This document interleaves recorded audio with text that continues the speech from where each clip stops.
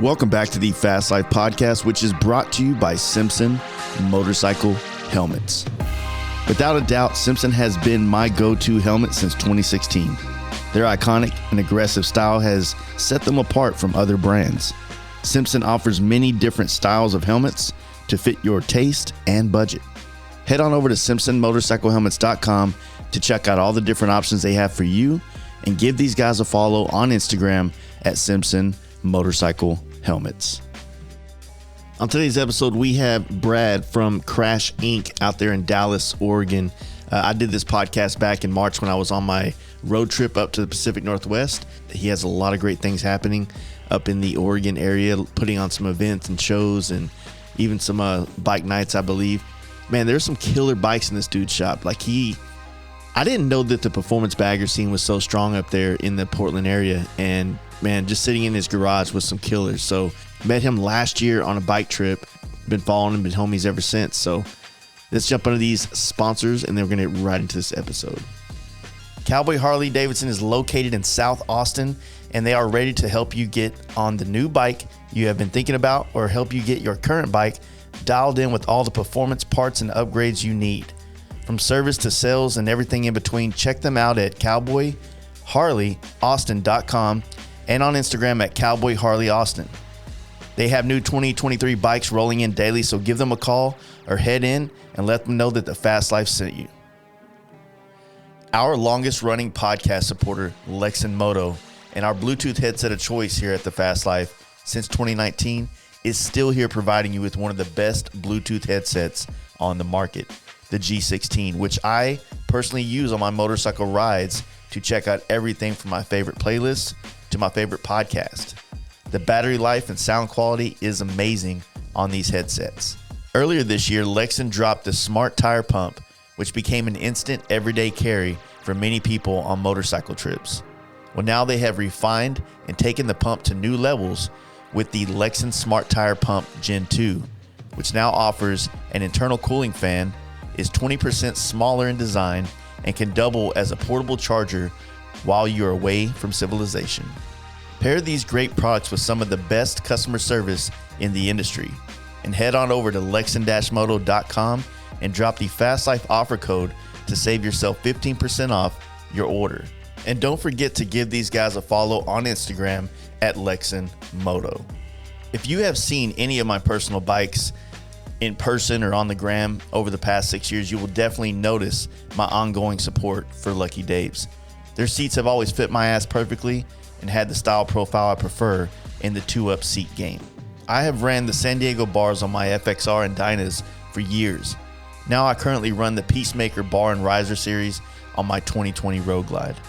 These bars are dope, with many options to customize the appearance, as well as get you dialed at the right height and hand position. I would go as far to say that the Lucky Dave's riser bar is one of the most comfortable bars on the market, no matter what risers you put them in.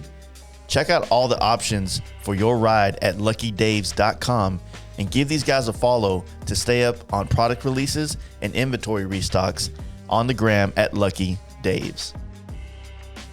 Hey guys, you ready to let the dogs out? Fast Life Podcast. Yeah, this is a bit too comfortable, man. I'm actually Don't fall asleep. Sure, you don't want that energy yeah. drink. Well, I hope I don't fall asleep to your origin story, because then it might be like you think it's not fun. Like I'm not interested, but I'm just so comfortable right now. Right? So, Darren. well, shit, man. Thank you for doing this. Hey, thanks for meeting us at the dealer last year. You know what I mean? Like that kind of stuff makes my job easier to find people. Because like I was telling you, I really don't spend so much time on social media like people think I do. I'm not like on there following everybody and looking at their pages and shit like I used to, but for my own, I hate this word, mental health right now. Sanity. Yeah, I just try not to be on there. I try to stay on YouTube, Pinterest, and fucking Facebook Marketplace. That's the only places I like to hang out. That's where it's at. So that's where it's at. Like I was telling you when we were eating, same with me. I find myself less on the Instagrams and more. Mm-hmm. You try to get your posts out there for your shit to be seen and whatever, but other than that, keep busy doing what I love. Yeah. And I mean, sitting here in your shop, dude, like I got some fucking killer bikes up here, man. And Michael from Levitas, or however you want to say it, he goes, he got some badass baggers up there. I'm like, he does? Okay, shit. I can't wait to see this. Walk in, you got just about every damn thing there is to put on these bikes. Yeah. It's quickly become this. It's wild. It's fun. I don't want to say how do I say this?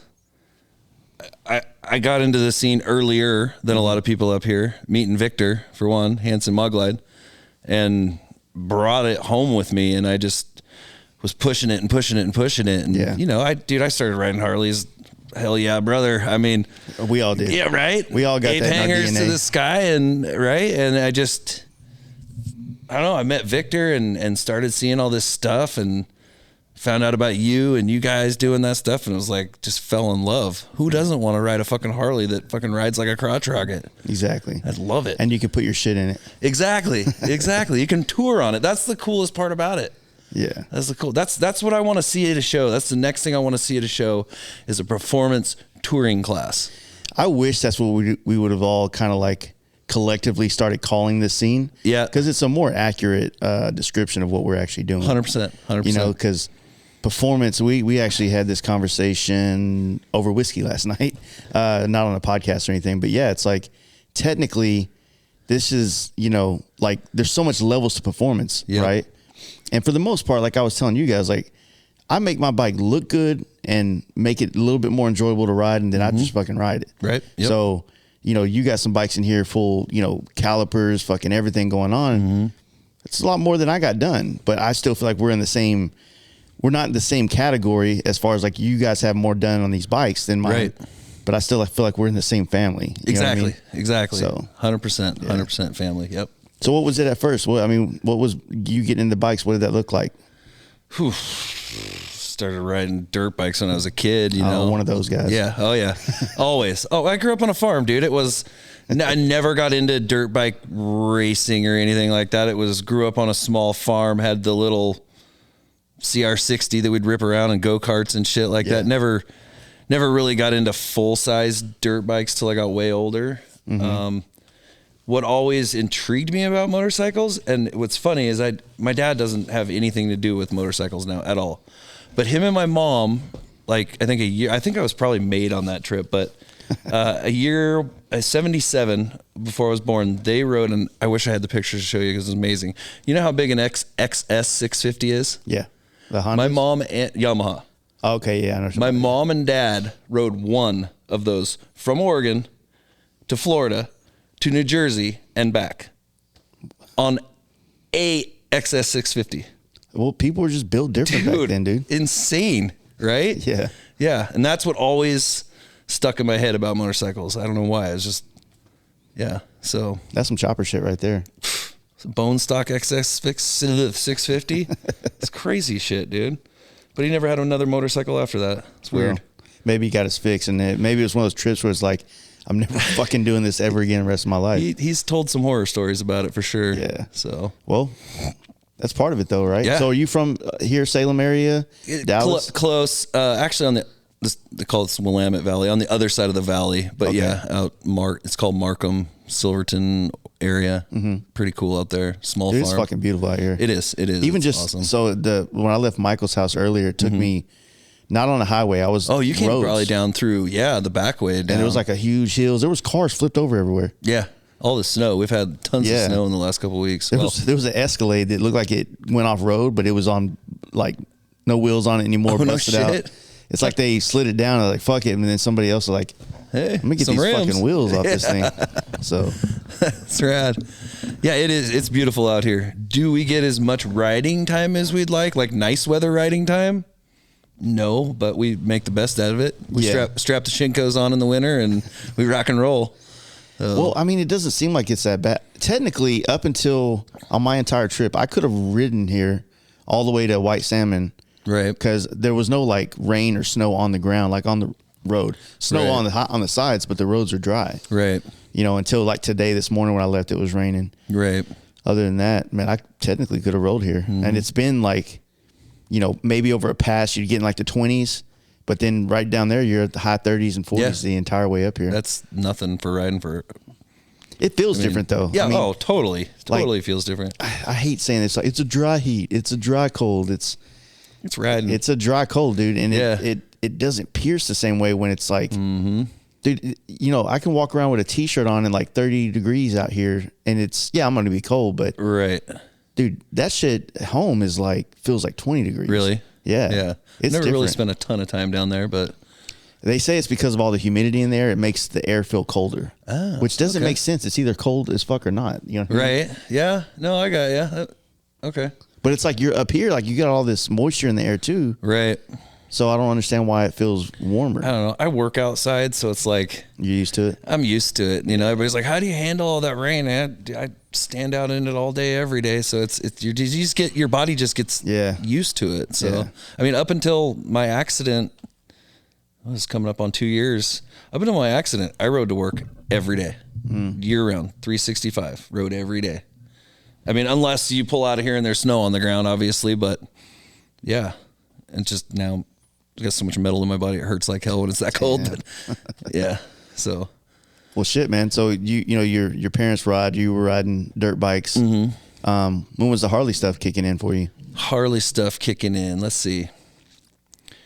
I'd say probably, God, right after my first daughter was born. I was working, and it was actually a Triumph. A Triumph was my first build, get into the motorcycle scene per se. I was working, I was in a big line truck, and we were working downtown Salem, and I was up in the bucket, and I looked over in this guy's yard, and there was this old big pile of brush, and I see some ape hangers sticking out of it, and I'm like, looking, I was like, God, that's an old Triumph. And I always thought Triumphs were really cool old chopper bikes, whatever. And so I jumped out of the truck and ran over and knocked on the dude's door. He's like, yeah, if you can get it out of that berry patch, you can pretty much have it. And I was like, I'll be back tonight. So I grabbed it and brought it home, hardtailed it myself. It never welded, had never done anything like that, but it was so cool. I built it, and I ended up winning a couple of like local rat rod hot chopper shows with it. It was really cool. What year was this? God, what? Let's see. My daughter was born in 01, so probably 01, 02, probably right around there. And then I did that, and that thing just kind of sat in the corner after my kids started getting older, and then I got my first Harley. It was a Street Bob. It was an when did those? Shit, it had to be a 0. Was it 06? It was a denim, so it was 06 or 07. Street Bobs are, I don't know if they're that young. I think they're like 09 and up, like around there. I don't know if they had Bob. I think because you had lowriders, super glides, and wide glides, or fat Bobs, whatever they were called. Yeah. For over 50 years, the Ness family has provided us with top quality custom motorcycle parts. And today's product line is better than ever, offering you products to enhance your motorcycle's performance and the overall look of your bike. With 12 different categories of custom air cleaners, Arlen Ness has a filter that will fit your budget and or your taste. I'm currently running the Method air cleaner on my 20 Road Glide, along with their one-of-a-kind Method No Flex front fork legs and bagger fork guards, which allow me to show off my Arlen Ness gold fork tubes. It's really sick. From custom handlebars and rims to bodywork and foot controls, head on over to arlenness.com to start getting the parts you need to enhance your motorcycle experience. And as an added bonus to Ness's well-stocked product line, you can use offer code in all caps, FASTLIFE10, to save yourself 10% on your purchases. And it's always free shipping on orders over $100. And lastly, give these guys a follow on the gram at Arlen Ness Motorcycles. I don't know, but that was my first Harley, and that had the fucking apes on it, slammed to the ground, loud ass pipes, dude. Fuck yeah.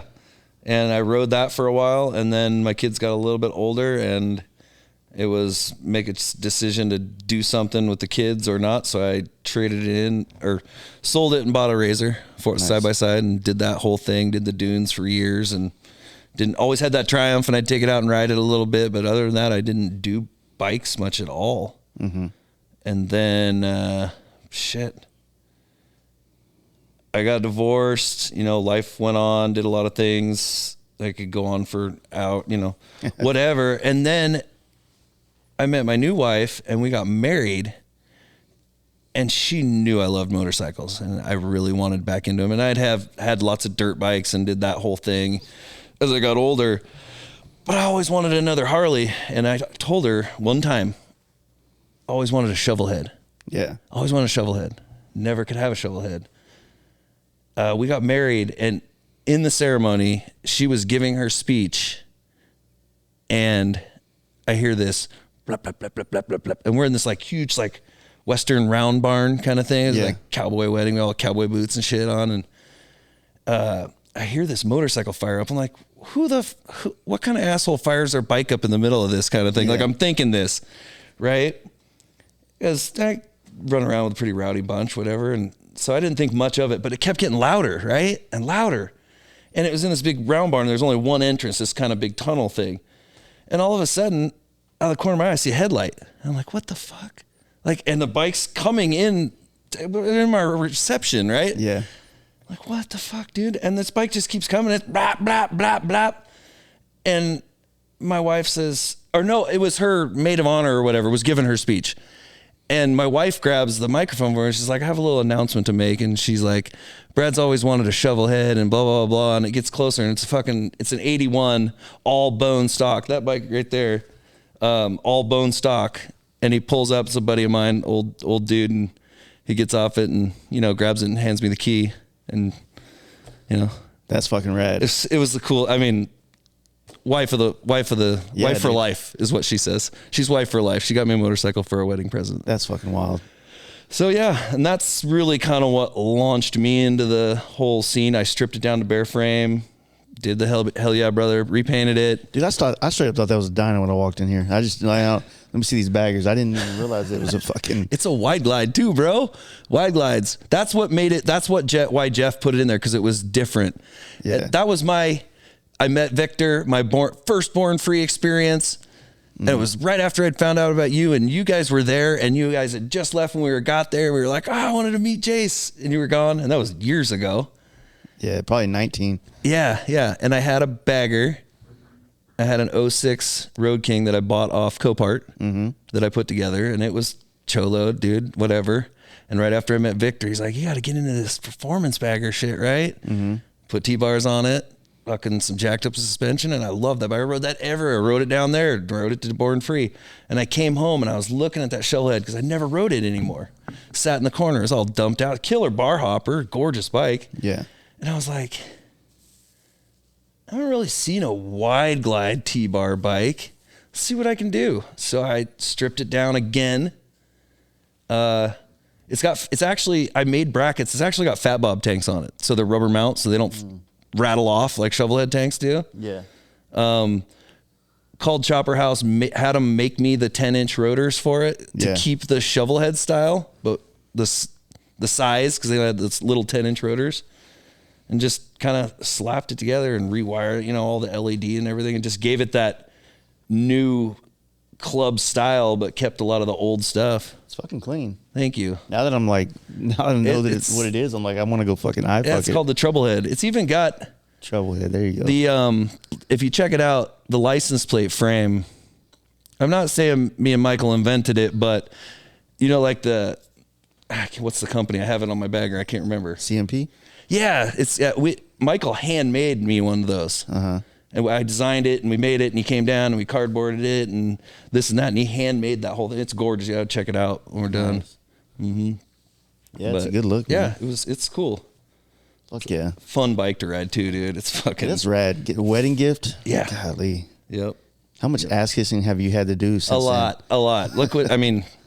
Yeah. I come home from work, go to your shop. Yeah. Leave me alone. Okay. So what year did y'all get married? I'm trying to put years to your life, dude. I need to have context. That way I can. He doesn't have a clue what fucking year it is. What year is it right now? 23. So we're coming up on our 10 year. Okay. So that would make it 13? 14. 14. Yeah, 14. She's going to kill me if she listens to this for making it. I can't remember shit, dude. I am terrible. Yeah. I am terrible. No, that's rad, man. Fucking. I mean, that, like you had mentioned something earlier, but that's what makes this about like, the Hell Yeah Brother and, the Slammers and all the different things. What's fun about motorcycles is that you can evolve and change and go to different areas to have a new experience, right? Absolutely. Because, I mean, I don't know if any one person can just do one bike for this entire life, like one style. Like, you have to, after you've ridden all the roads in the country and done all this, not everyone, but you know what I mean? Yeah. You have to do it on another type of bike to change the experience. And so you kind of, absolutely, you need these evolutionary like scenes to kind of come and go and, gives you a chance to do something different on a different bike, Yep. I enjoyed riding big wheels across country. It was the most comfortable thing in the world. Oh, it's just like riding a Cadillac. Exactly. Now, it sucked taking it on PCH. Right. Yeah, but not the best, funnest to rip corners on and stuff, but like you said, it's a fun, I mean, I'd have fun, put me on a clapped out fucking Goldwing and go, who cares? You're out there in the wind and riding. Motorcycle's a motorcycle to me. Yeah, for sure. Two-wheel passion. Yeah, I've been, I've definitely been more, just I like this style. This is it. But, it's just like anything, man. Like we have the ability to hyper focus on the things that we like these days. Yep. Like you were talking about through your TikTok stuff. It's like you can get in there and you can just like inundate yourself with something so much that it kind of feels like it's the whole world. You know what I mean? But you can do that. You don't have to like go buy a magazine that has 40 different types of bikes in it to find the one article of the one bike you want to see. You can see it all fucking day long. Yep. Exactly. So, Exactly. That's why I think of like Harleys. I've always said, and that my old buddy that I used to work with, he's a Shovelhead guru. Everybody that owns a Harley should own a Shovelhead first. Just for the respect you get for working on them, because they're just, that's why it's called the Troublehead. I mean, I've never had a Shovelhead. I actually want one, but they're troublesome. They're just, everything fucking goes wrong with them. You know what I mean? Everything that can will. Yeah. But it teaches you. It teaches you that respect of. Yeah. Makes you earn the shit. Yeah. Earn it. Yeah. That's a good. Yeah. That's how I felt whenever I rode my FXR across the country. Right. Yeah. I felt Same like I had thing. to earn. Yep. It wasn't as easy as hitting the start button. Nope. So. Yeah, it's stuff that you actually, it teaches you. Really. So. Yeah, there's a lot to it, man. I feel like, and I've said it so much as of recently, but I just kind of lean more towards the newer bikes these days just because I need to do more. I pack more into a trip and I just can't have any, hiccups when it's something like that. You know what I mean? Exactly. If on this trip, it's like I'm on day 6 right now. Right. And 2 podcasts a day. And then tomorrow I got like a kind of a break, but it's a 600-mile drive. Yeah. And, if I have a problem along the way, that could fuck up the schedule with everything. Yep. That is true. Or I might have to just completely not even capture that day or the 2 days of people that I would have missed, so there's just a lot on the line now, So, but yeah, it's, it is what it is. So you started, wrenching on bikes. Do you come from a little background of tinkering and? Just always been that redneck kid that just wrenched on stuff, I grew up, I rode rodeo for a lot of years when I was younger and always had lifted trucks and, four-wheeling and all that stuff. And just always, if I broke something, I fixed it myself and just kind of learned. And the Shovelhead, I just go back to that. It taught me all of that, and it just got me more and more interested in, I got this shop. I always kind of built. I know there's always built bikes. There's always that argument, whatever. Customized. I'm a glorified parts bolter on her, right? Whatever. Aren't we all? Whatever, right? Yeah. But it taught me that I can do this. Like I pulled that motor apart the first time and I was like, what the fuck am I doing? Like, and I had some help and I learned about it and got into this scene, started meeting a lot more people, all the guys down in California, making the trips down there, building those bikes and everything. And I was like, wow, this is cool. This is really cool. And then the buddies started getting into it and everything. And they're like, what do you think about this? And what do you think about that? And it just all like this last year, it's just blown up. I became a dealer for a couple of companies and I got people beating down the door to do work. Nice. And it's just like, I'm not even doing motor or training where I can't do it. I got 2 days a week basically to do it. So It's awesome. And it's my happy place too. So Yeah. I love it. That's really what got me into it. Just learning. I mean, it's a fucking dope little setup back here, man. Thank you. It really is. You and Michael both have some nice little setups in the shop. Yeah, Michael's shop is really cool. Really. I mean, cool. yours is cleaner. Yeah, he told me last night I was cleaning the shop, trying to get ready. But I cleaned. I took all last Sunday. I shut it down. I was like, boys, I got to clean the shop. So Yeah. It looked like a bomb went off in here. I really want to get something like this I'm just sick of fucking renting shops, dude. You know, my rent, you know, because of everybody from the West Coast going to Texas is just Really skyrocketing, blowing it up. And it's just getting to the point where it's like, fuck, man, like, you know, even going on these travels, like traveling and doing these podcasts, it's like I'm gone for 2.5 weeks on this trip, but I'm still paying full fucking rent at home and all the utilities and all that shit. So it's like, man, if I could just have like a fraction of what I have in the shop behind my house, Right. you know what I mean? And yeah, I'll pay the same amount in rent. At least I feel like I'm getting more for my money. Yeah, and you can walk out the back door to do it. Exactly. That's what's nice. That's what's really nice. I mean, you've probably said it on 100 podcasts. You probably do a lot less paint jobs now that you're doing a lot. Yeah, it's definitely, it went from 2015, 2016, I was probably doing about 40 to 50 bike projects a year, not full baggers, but just full bike stuff. Cause I was doing 3-4 a month, you know, sometimes 5 if they were smaller bikes. Wow. Plus a lot of repair work. And then I never did helmets. I hated them because No shit. Yeah. Cause people back in the day with helmets, I've said this a million times too. It's just, they'd bring their bike and then they'd drop off a box full of modular helmets. They want all of them painted to match. They're like, hey, can you just throw these in real quick? And, you know, I was like, fuck no. Yeah. All right, well, how much? I was like, well, you know, probably, and this is then, I was like, I don't know, maybe $500 each. Right. He's like, no, I only paid $120 for that. Hell, I'm not going to pay you $500 to paint it. I'm like, all right, cool. So the value of your canvas dictates the value of my work. That makes sense, you know? But no, nowadays I probably paint tops 9 bikes a year. Wow. And I used to do about 48 helmets a year. And now I'm doing about 20 to 25. So good for you that you're making it work.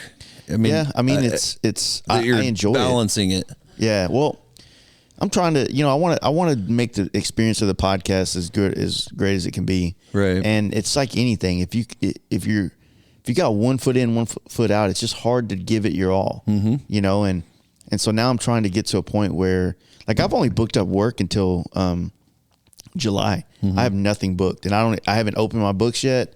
I don't know what I want to take on. Like, I'm just literally like, you know, I want to make some big changes, but I don't know what they look like yet. You know what I mean? Right. But I'm trying to set myself up to be able to. Right. And with this leaning into YouTube shit more, I'm hoping that can turn into like a small amount of, if I can get YouTube to pay a couple bills a month, then, you know, then it's viable. Oh, absolutely. And, absolutely.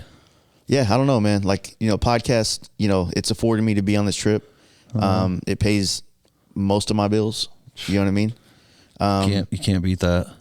But, you know, like I said, it's fuck, you know, I don't know. It's scary. Right. Yeah. You know, because one day I could wake up and, you know, drunk off whiskey the night before and this shit could be all gone. It You could know be. what I mean? Yeah, it could be. But you're the type of person like me, you're a hustler.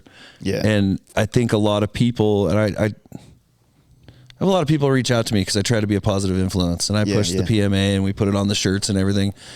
But a lot of people become complacent. Yeah. Complacent in their job, their relationships, their work, their everything. If you don't if you become complacent, it's really easy to just slip off, right? Yeah. But if you stay off of that, I don't know even know if that's a word, complacency or whatever, but if you just keep going, it's something's going to pan out, right? Yeah. I like to look at it like this: is once things start to work well, or once, like, say the project or how I wanted to get the podcast to a level to doing good. Well, now is when you start thinking about what's the next step, even though it's not time yet. Right. Like, you always got to be like, for me, I'm a goal driven person. I need a goal to chase. Right. If I don't have a goal, then I lose purpose. You know what I'm saying? Yeah, exactly. And so with the podcast, it's like, okay, well, once it got once we got to a point where the podcast was kind of a well-oiled machine, then I was like, well, okay, I need to start thinking about bringing video into it. Right. And then once that becomes a decently well-oiled machine, now I need to figure out how to bring video from, afar into it. Right. And, it's just always like, as soon as you figure one of these things out, you got to go to the next step. Yep. Next level. And with doing so, it's like, because if you don't, and let's say that all the podcast apps kind of, more people just end up going to YouTube to watch the shit. And they just prefer to have it on, whether they're watching it or not. It's just, I prefer to be able to look over and see what they're doing every once in a while. Right. Well, I don't want to wait for that thing to happen. I'd rather go ahead and start trying it. Yeah. Exactly. And I don't have a lot of faith that Instagram's going to maintain its stronghold on social media, I think, forever. Yeah. The video thing is definitely I mean, you see it all the time. More and more and more people going to the YouTube. Yeah. Use that as an example, because it's just, you can make stuff on YouTube that you've actually put effort into. Not saying that people making TikToks and Reels aren't putting effort, but they're doing things that garner views and not doing things because it garners value. Right. Yep. Like, let me make this video loop in a way that you can't tell it started over. Right. I think Instagram actually changed that now, where it'll ask you if you want to keep watching it. Right. Because for a while, like, you couldn't tell when the video started or stopped it. Yep. You sit there and give this dude 50 views real quick. Yeah, exactly. And, there's just all these different things. And anytime you incentivize people, like if you have a business account or a public figure account that you can monetize Reels on Instagram, but like, they want you to get like 11 fucking million views to make $1,000. That's ridiculous. If I make 11,000 views on YouTube, that's good fucking money. Oh, it's huge. It's good huge money. Yeah. I'm not fucking, no, dude, Zuck, you can have it. Yeah. You know what I'm saying? Yeah. And I don't know, man. I miss the glory days of Instagram, where it felt like connecting with people was easier. Yeah. There was less bitterness everywhere, and every corner you go around, it's somebody talking shit about something or downplaying somebody else's shit, and that, or it's like everybody, and I'm guilty of this, so I'm speaking from my personal, even what I've done through Instagram. It's like everyone all of a sudden wants to be a public figure, some kind of influencer, some kind of brand ambassador. And I'm not saying that's bad, because I mean, like I said, I've gone down that path. But, it's like, I mean, like, what value are they bringing? Like, I'm trying to think how to word this so it doesn't sound like a fucking dick thing to say, but no, I think I see where you're going with it, though. The way I look at it, dude, I got 2,300 followers. I ain't got shit. Yeah. But I don't think that matters. No, it doesn't. That's kind of where I was going with it. I use Instagram and whatever platform as a tool. Exactly. It's a free website for my clothing company. Why not use it? Like we were talking at lunch, I can see my sales go up and down as I post more. Yeah. But I got too much other shit to do. I want to do bikes. I want to do this. Yeah. I try to do content, whether anybody wants to see it or not. I try to get it out there. Hey, look, we're working on the bikes and stuff. I have been saying it for years now. One of the first upgrades that pay off for the longevity of your motorcycle ownership is a ThunderMax EFI module. For those that don't know what that does for your riding experience, basically the T-Max module provides your Harley Davidson with proprietary auto-tune technology. It has a barometric sensor and a wideband O2 sensors, which constantly read the ambient air and air-fuel ratio to optimize the performance output from your fuel-injected engine. You can order these modules with pre-downloaded base map for your current stage of performance, or have the bike brought to a dyno tuner for a custom map. I can tell you from experience, I've watched my bike on the dyno learn from every dyno pull in real time. It works, and I have been running these modules on my bikes since 2015. The team at ThunderMax are some of the best in the business, and you can catch them supporting the big events like Sturgis, all the way down to things like our campout. ThunderMax is in the streets with you. Head on over to thunder-max.com and get yourself dialed in with a T-Max tuner and drop the Fast Life offer code at checkout and save yourself 10% on your purchase. And follow my guys on the gram at ThunderMax EFI. Would I rather not have it at all? Yeah. Absolutely. But at the same time, I do like going on there because I like seeing Jace's bikes that he painted. Yeah. Where's Jace? You know, what's Darren doing? What's so-and-so? Oh, you know, I like it for that. And that's why I kept my Facebook too, because that one's more like the family, like people you went to high school with and stuff. I don't spend a ton of time on it, but you know, it's cool to go on there and see, oh, what's so-and-so's kids just graduated or, you know, this and that. So, and Facebook Marketplace, of course, because that's the shit. But yeah, like the other good things about it is just, you know, when you're traveling or you're riding and hey man, I want to I got to know somebody out here. Right. Let's fucking do something tonight or where's the party at or whatever, you know? Yeah. But, and like you said, it's a big family too. Yeah. You could, either one of us could take off out of here right now on a bike across country, have a problem in probably just about damn near any town and post on Instagram, hey, I'm in a bad spot. Somebody's going to come help you because it's that cool community. You know what I mean? It's not. So to me, I try to look at it as a tool. Yeah. Like that. Not a tool to better myself. I use the business one to better my business to put the average, but you know what I mean? It's, it goes back to that complacent thing. You know, don't become complacent where it's just hey, look at me kind of thing. You know what I mean? I don't know.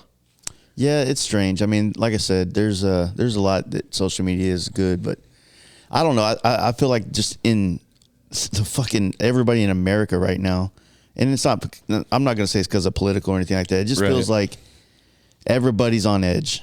Oh, yeah. You know what I mean? Absolutely. And so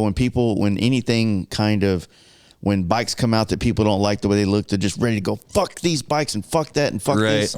Or it's like everybody's on edge. And it's like there's just honestly not enough positivity on social media right now. Yep. And it's like, I mean, that might sound kind of fucking kumbaya or whatever. But no, it's fuck like, that, dude. I love that shit. Yeah. Hey, well, dude, my hug dealer shirts. Look at my shirts. All my shit, dude. I wear a hug dealer shirt. You think you get a fucking handshake from me? No, I'm gonna fake you out and I'm gonna give you the biggest hug you ever had. That's what we need. Yeah. And that sometimes I feel like I'm being kumbaya. Yeah. But I haven't met a person that's turned me down yet or hasn't put a smile on their face, whether, you know, they're kind of like, what the fuck? Who the fuck are you? Yeah. But I don't know. It's just not enough time in life to be negative. Yeah, for sure. I was negative back in the day. I turned myself around, I guess, or whatever. You know, I met my wife and she really taught me a lot, and just simple things you can do to make your life so much more simple. Much more simple. Honestly, what I'm doing right now on this trip, because I don't suffer from anxiety or anything like that, but you know, I would be sitting here and I'd be trying to engage in this conversation, but I'm thinking about the fact that, man, I do need to make another 250 miles tonight. Right. You know, or when I went to Michael's earlier, I was like, man, I'm not going to shoot photos with them because I need to get to the next spot. Right. Instead, I'm like, you know what? I'm here. I'm fucking living the moment. Living this moment. Yeah. I'm doing everything I need to do, and I'll deal with the next problem afterwards. Exactly. Which is completely out of character for me because really? I'm a very, like, I know all the problems coming way before they come. You know what I'm saying? Like I anticipate them almost. Yep. So yeah, I mean, that's why I'm like, you know what? I don't need to give myself this deadline tonight. I'm going to do the thing here. And then when I leave, and however far I get is how far I get.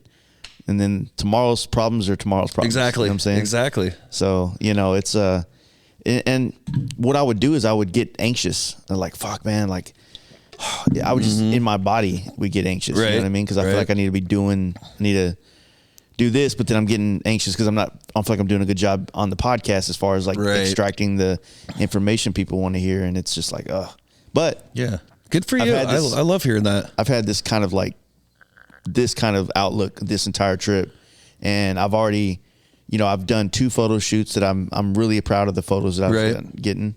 And, I just been doing shit. Good for you. Good for you. That's fucking rad. What's this wreck? What's this wreck? Oh man. I mean, you started a brand based off of it. It seems like. Well, I actually started the brand based off of being a little kid and just wrecking shit and crashing. Oh, so shit. that was a kind of a irony. It was a total irony. I started Crash Inc. let's see, what's this, 23? I started it 22 years ago. Damn. 22 years ago. Long story short, started it.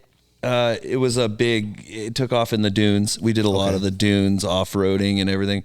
Do y'all go to the dunes over on the coastline? Yeah, Okay. yeah. We got some of the biggest ones, and I don't know if North America, but they're big. They're pretty big, pretty famous. And we do all the dune fests and sand fests and stuff, and really did really good with the brand.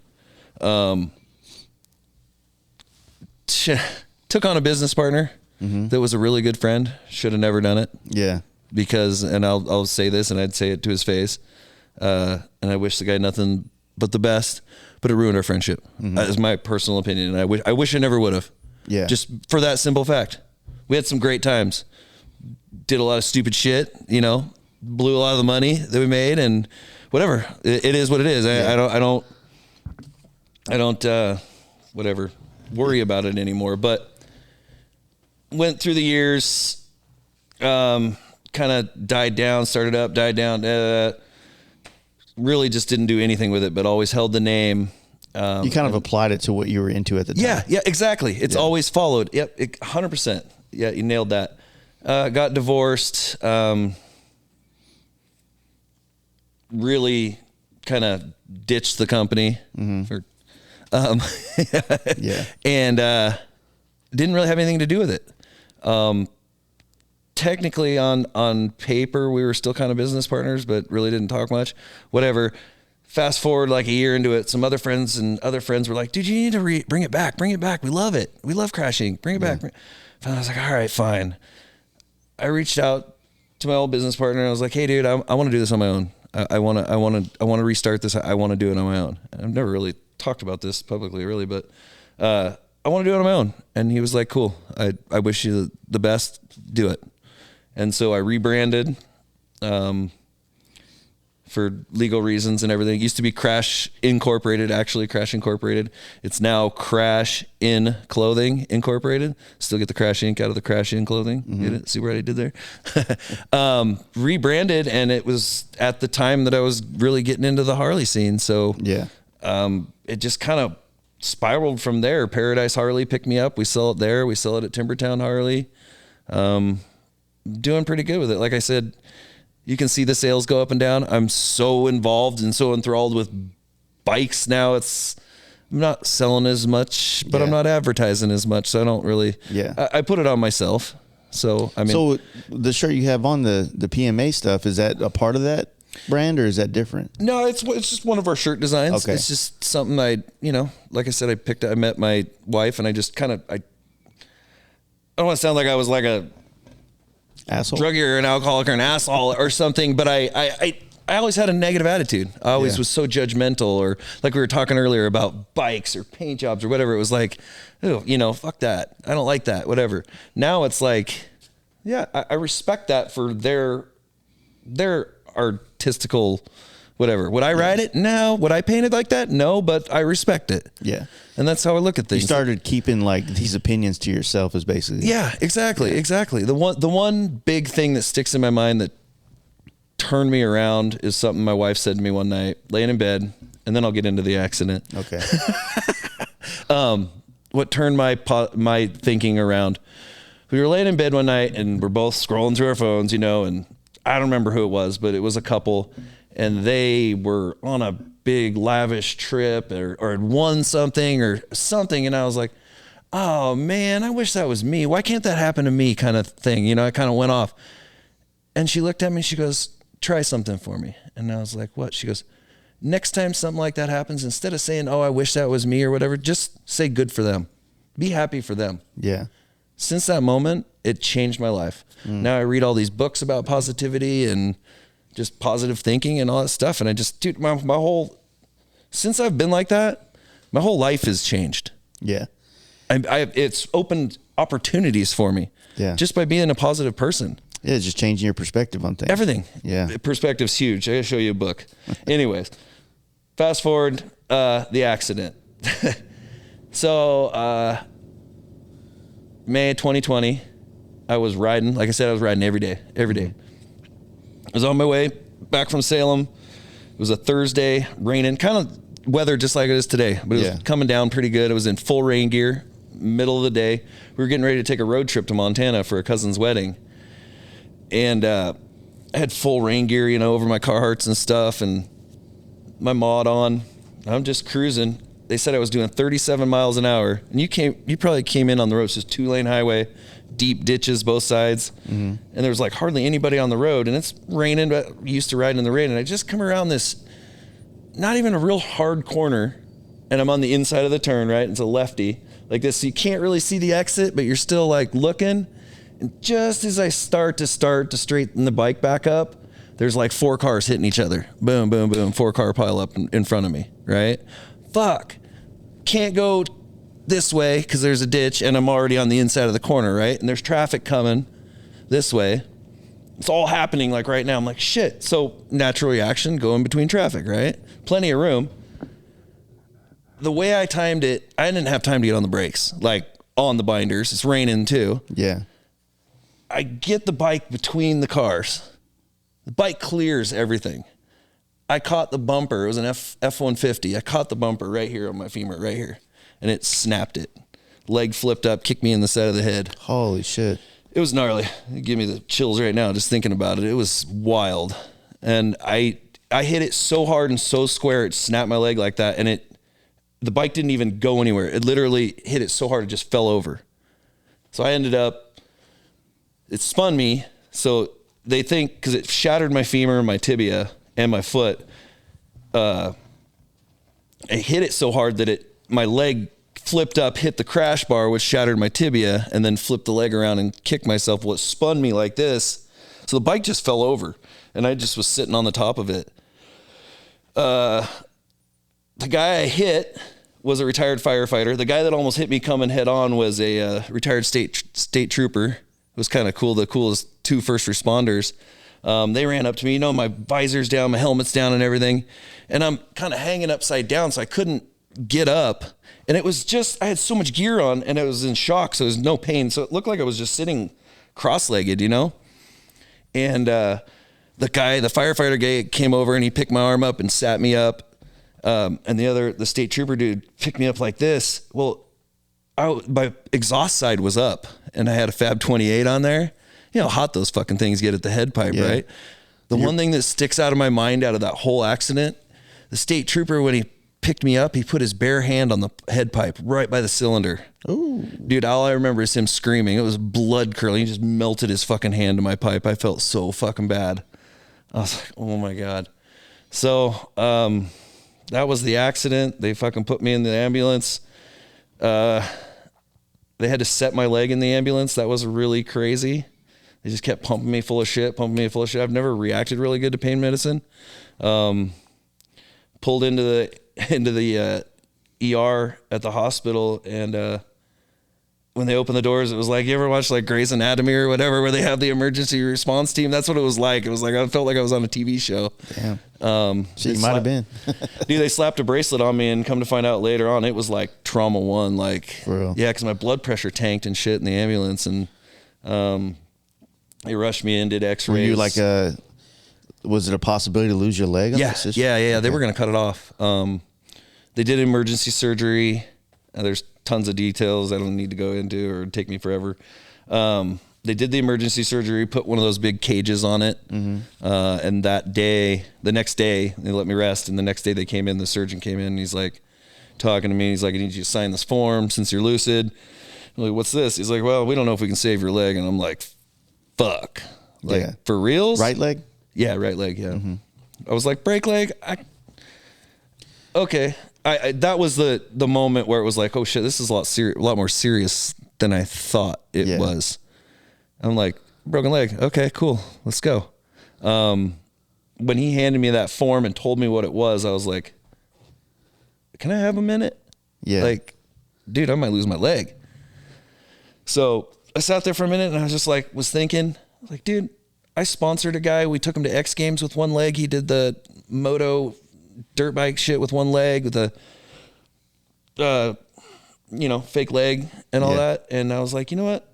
That shit's good now. Like, let's go. So I said, Doc, make me a deal though. You make me a deal. If you think you can save my leg and it's usable, keep it. If you think you can save my leg and I'm going to be dragging around a stump for the rest of my life, cut the fucking thing off and I'll deal with it. So that was it. He said, all right, well, if you wake up and you see your toes, you got your leg. So I woke up and fucking had my toes and damn, that's wild. It was crazy. It was a long road and thankful for a lot of people in the moto community, a lot of friends. Dude, I had people, I literally, Amber pulled the Jeep in right here and they drug me out of it. And my buddy went and bought this couch and I lived out here for almost 6 months on this couch right here and just had people constantly. I had the garage door opener just, what up? Dude, it was rad, dude. I had so much lasagna. People bring lasagna. So good lasagna, but yeah, I just lived right here. It was cool. Damn, it's cool. I'm never alone. So how many months were you out? How was that road to recovery? It was gnarly. So my work, and that's another thing that's thankful for my job. I had 30 weeks of full pay and I was out 30 weeks. Damn. I don't know how many months that. Shit. But yeah. Shit, 48 or 52. Wait, fuck. I don't know what the fuck I'm thinking. I know. I can't do math in my head, dude. I'm terrible. 30 weeks. 30 weeks. Call it 30 weeks. But yeah, I was out that long and it was, recovery was brutal. The physical therapy was gnarly. It was, I was just watching videos the other day on my phone, just going through, and the day I started crying. I'm not embarrassed to say it. I was watching the video the first time I learned, I guess, to walk again, where I walked without crutches and without my cane, and it was with a cane, without my crutches, but it was like under my own weight, and it was like, fuck. But I always kept that positive attitude. I just kept moving forward, and I think a lot of that, you know what I mean? Some people have accidents, and I mean, you get traumatized, but they let themselves get into a dark place. Yeah. And your healing doesn't go as good. If your body's happy, if you're happy, your body's happy, I think. So. Sounds good to me. Yeah. No, that's wild, man. I'm very fortunate. I haven't had any accidents, really. Fucking around accidents. But never anything on the road yet, which is always kind of a scary thing because it's almost like you think, or I think, I was like, all right, well, I haven't had a wreck. So that means, am I due? Right. Is it going to happen? Like, you know, so I don't know. I try to be very, very mindful, even though, like in your situation, like very, very common road you've done all the time. Yeah. What was it? Kind of a blind corner situation? Yeah, just a little bit. Yeah. And yeah, man, that shit. Fortunately, in Texas, where I live, you can pretty much see country mile. Yeah. Yeah. No, I got you. I never. And we don't have curves. We have turns. Like, right. You don't curve into anything. You just take a right turn or a left turn. Okay. I got you. I got you. It's a weird thing because, you know, everybody always says it's not when, it's not if, it's when, whatever. I never saw myself getting in a bad accident. I mean, it was so wild and so random when it happened. Yeah. Now when I ride, it was weird riding the first time, especially by that spot. After that, cool, I'm good, whatever. But now, like when you're on a long road trip and stuff and you start thinking, it's like, fuck, man, what did I put my body through? But it didn't make me not want to ride. So I remember one of the nurses saying, are you going to keep riding motorcycles? I was like, yeah. I mean, if you ski or snowboard and you go out and break your legs, is that going to make you quit skiing and snowboarding?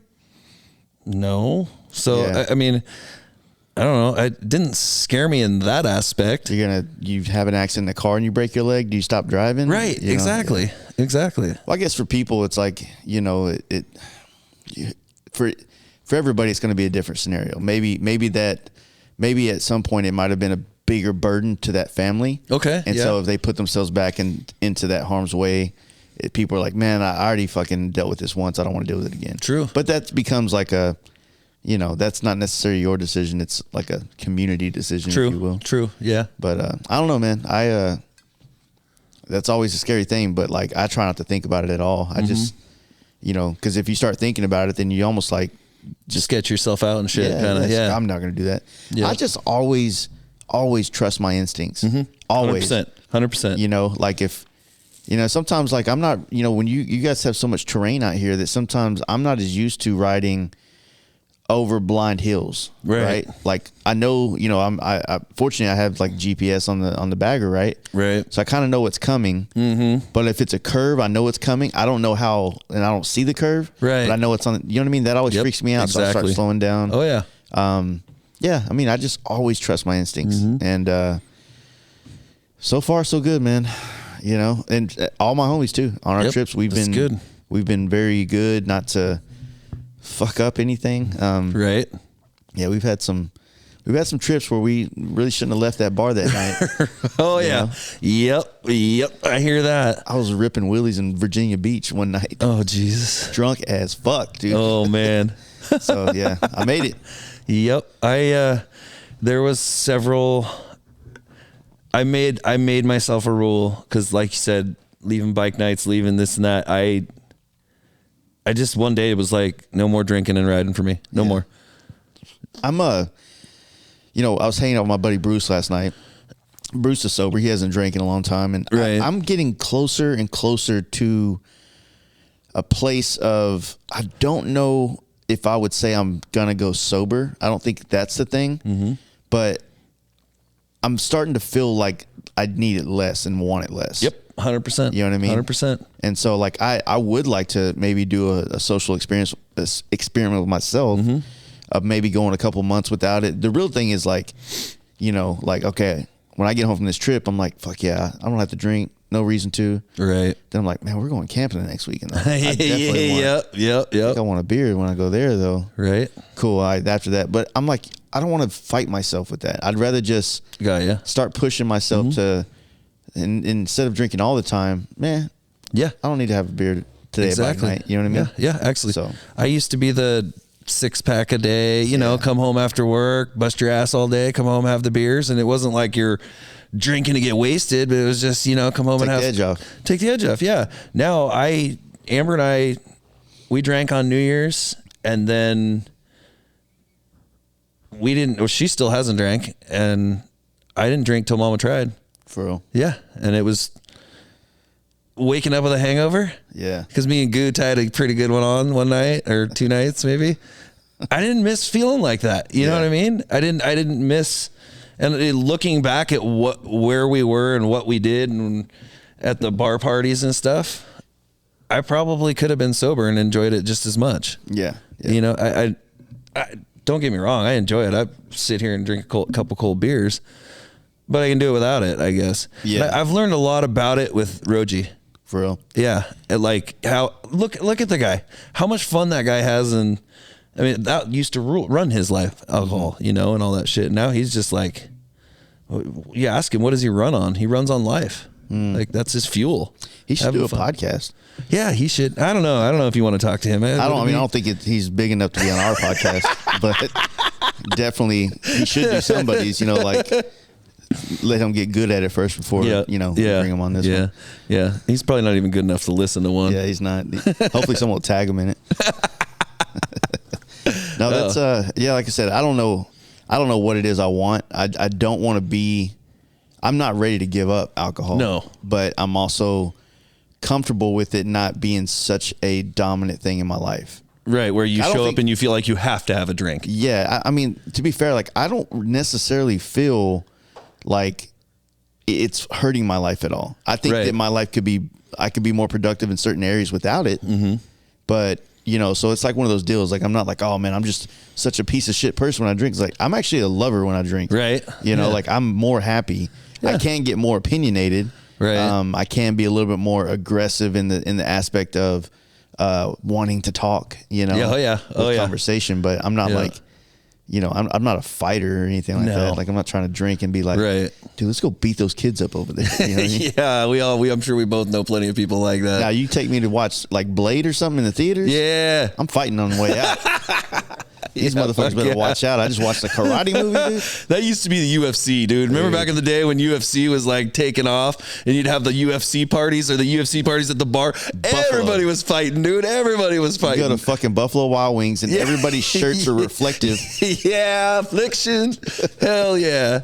And then those parking lots were lit. Yep. Well, yeah, it was probably like that in every fucking part of the country.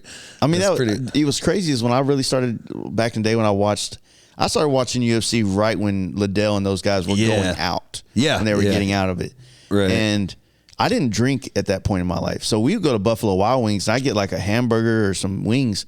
But you have to get there like 2-3 hours before the fight starts. Right. To get a seat. Spot. Yep. And then I just know those fucking waitresses like, fuck this dude. He's sitting here. He's drinking iced tea. And fucking, he ate 2 hours ago and he's just, you know. Yep. But then I learned to drink, and then I'd go in there and have a $200 bar tab. Oh yeah. So you know. Yep. That fucking Buffalo, man. It's good shit. But yeah, so how'd you end up linking up with like Raji and that whole crew of guys? I mean, it seems like even what's the homie from this Illinois, OG Mooch guy? Oh, Mooch? Yeah. Mooch is from here. He is? Okay. Yeah. So Mooch and his twin brother, they're my middle brother's age. He's younger. He's 3 years younger. They're his age. They all grew up together. I mean, I grew up around them, but they were younger. But they all wrestled together as kids, like little kids. I remember Mooch 3 years younger than me. They were all smaller kids, you know, like my little brother's buddies, whatever. And I've just known Justin for fucking ever. And you know, they went and did their thing. I did my thing. We've just kind of always kept in touch. Always been very accepting of me and doing my thing, and they've always supported me. I've always supported their shit, and known him forever. Roji and them, bring it back to Victor. Victor introduced me to Roji and Goo at the first year we went to Durango to Four Corners, and just kind of hit it off with both of them. And which Victor are you talking about? Moglide. That's right. Yeah. Victor, I told him a while ago. Victor's one of the. I've had him on the pod. But for people to know, he's one of the.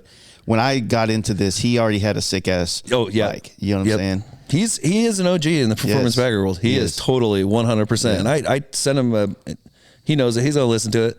I sent him a really long message, and I was like, bro, I was glad to have him on finally, man. I know. I loved it that you had him on. I absolutely loved it. Absolutely loved it. I haven't even finished it. That's one of the ones I haven't finished listening to. But that bad, huh? No. Busy, dude. Busy. I was literally, while we were watching, I was like, fuck, I'm a bad listener. I'm a bad subscriber, dude. I'm always I try to listen to them at work, but I'm in and out of my truck, up and down poles, in manholes. So it's like, I'll get 5 minutes, have to take a call, 5 other minutes, you know, so it's like, it starts to get to listening to anything is a fucking pain in the ass. Yeah. I try to turn them on out here, but the video ones, I have a hard time. I like to, like we were talking about earlier, I like to watch. Yeah. For some reason, it's weird. I know the video's going, so I keep wanting to watch it, and then I get distracted, and I'm already OCD or ADD as fuck. So I just, Yeah. Well, it's like me. I don't really watch. I watch podcasts when I'm working at my table at my shop. Right. And then, honestly, I watch them in my car. Like, I don't watch it. I just turn it on. So I have like a little suction mount that goes on the window. Right. Put the TV or put the phone on there. And then, I mean, I watch YouTube videos of shit. I watch, you know, like anything I can consume, you know, because I'll do like sometimes, like on this trip, I'll do like one gas run. If I'm doing more than, you know, 500 miles a day, right, I'll spend like, you know, 3 hours listening to a podcast or two, then 3 hours listening to music, and then nothing. Yep. I do that a lot too. I don't listen to shit.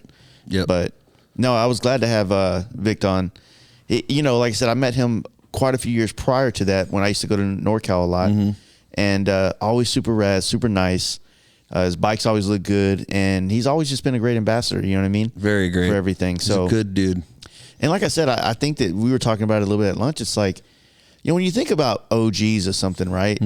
There's not like a limit. It's not like there's like 10 people that it's allowed to be considered an OG. Like there's a lot of different factors into what has built this somewhat scene that we have. Absolutely. And it's not just me, it's not just some page online. It's a collection of all kinds of shit, right? It all makes the world go around. Exactly. In anything, you know, like, but then you go down that rabbit hole and it's did you build the bike? Did you make the tires? Did you make the motor? You know what I mean? I struggle with that so much. To me, that Shovelhead, I built that bike. I didn't build the frame. I didn't build it, but I built something really cool. Yeah. It's different. It's unique. Did I hand shape the tanks and do this? And no, I didn't. But I built that bike. My bagger, I strap parts on it and I ride it. Yeah. I don't know. You can go, like you said, you can go down a fucking rabbit hole. Whatever. It is what it is. Let people think and say what they want. Do I proclaim to be a bike builder? Absolutely not. Well, it ends up being just the chicken or the egg conversation, because all you're going to do is just say, well, you know, like it's all, I guess it's all subjective to what they think a build exactly. is, right? And everybody's so you're never going to have an across the board opinion. You're not going to get anybody to agree across the board, because there's so many levels to it. There could be 100%. You know, there's guys like they'll be at Born Free that are making this fucking wild shit, dude, right? From scratch. Build. I mean, everything. Yeah, that's a true builder. But at what level? There's, like you said, there's so many levels. I've heard people say that a real builder has to do everything themselves: paint it, upholster it, fabricate it, do this, do that. I'm like, I'm not saying those people don't exist, right? That's not as common as people think. No, it's not. It's not. You don't see, I mean, do you think, maybe he does, I don't know. Do you think Jesse James does every single part of every single motor? He doesn't make the tires, right? So, I mean, like you said, what rabbit hole do you go down? I mean, I just have fun, ride motorcycles, and love people. I don't know. I've painted bikes for people who own the shop but never touched the bike, but gets the credit in the magazine as the builder. Really? Yeah. Oof. That's a rough one. There'll be a painter, there'll be a mechanic, there'll be a fabricator, and then there'll just be this guy that's the face of the shop that goes back there and says, you know, how we looking? Right. And the magazine's in and he's standing behind it. You know what I mean? Like that shit exists. It's wild. It's wild. But like I said, it makes the world go around, right? So you met them through Vic, and yeah, I mean they're rad dudes. So love them. They're like family. They're all. It's just I feel like my family just keeps getting bigger and bigger and bigger. That's how it is. Meeting you at Born Free was rad when we all took those pictures. We were hanging out with Scott. And love that guy. That guy's just awesome. Yeah. Yeah. I met Victor and just kind of fell down this rabbit hole of meeting people, and Roji invited me down one time, and I know what it was. I had met him, blah blah blah, and then it was his surprise 50th birthday party, and it was I think it was Joey Bago. Have you met Bago? Maybe. I don't think so though. You'd remember if you met him. Yeah, I don't think. Anyway, you got to get down here for Roji's 50th birthday party. Hardly knew the guy, talked to him all the time. You got to get down here. And I was like, fuck. And me and Jason ride faster pussy. You want to ride down there? Yeah. Fuck it. Let's go. And we 1K'd it right down to SoCal. Showed up like no sleep, dude. Rode straight through. We had left. I don't know. It was stupid. Like went over the pass. There was snow. And I think it was at that trip. It was still snow in the pass, the Siskiyous. So we loaded up a flatbed, drove over the Siskiyous, dropped bikes in NorCal right past the snow, and just bombed. But we had left here at like 1 a.m. and drove straight through the night, and then got on the bikes and rode all the way to SoCal and showed up with like an hour to spare before the party. Yeah, because we stayed with Goo. And it just kind of took off from there and started meeting like Famous J and James, Wheelie the LBC, and Seth, and it's like they just, like you said, there's this little pockets, like we were talking about you don't see the bikes everywhere, but there's just this little pocket, and it's just like a big fucking family. I love it. I could call one of those guys right now and they'd come here, any of them. It's like my homies here, Darren, fucking the family. I love it. And it all revolves around two wheels, which is even better. It's your tribe, man. Mm-hmm. Yeah, that's cool. I've known of Goo for a long. I started following him in his FXR days, when him and his old lady were running around on the FXRs, and just always loved, like, they're super clean. Always loved those bikes, and then following them, and then seeing him riding. He actually rode to Born Free, Texas out there. Yeah, it sucks. So I was fucking sick on my ass, so I didn't get a chance to really absorb all the people that were there that I wanted. I was in the tent just. Right, having fucking. I either had COVID or I was just like a fever. Right, because I was just fucking freezing, and I'm sweating and I'm freezing, and it was rough. But they're all good dudes, man. I was glad that on that last trip I got to have Jerry on Google. So Jerry's that was a good the shit. podcast. Yeah. We're in a gym. This dude's jacked. Me and my buddy just had McDonald's before we got there, and we're drinking fucking beer and whiskey. Yeah. And just couldn't feel more of a fat ass the entire time. So Yep. yeah. Yeah, it was funny. So I was talking to Jerry on the phone right before Mama Tried. It was like a week or a couple weeks before Mama Tried. We were bullshitting, and he's like, we were trying to plan something else. We were talking about it, and we were talking about Born Free Texas, I think, or something. And he's like, yeah, I'm flying out to Mama Tried, meeting Jeff and Maggie and them. And I was like, you're going to Mama Tried? And I was like, dude, that sounds fucking badass. Like bucket list. I've always wanted to go to Mama Tried. It's a good show, man. Oh, dude. That town is badass. Dude. Fucking amazing. That was a blast. I'm going to go next year. I'm going to submit the Shovelhead. I'm going to try to get it in there.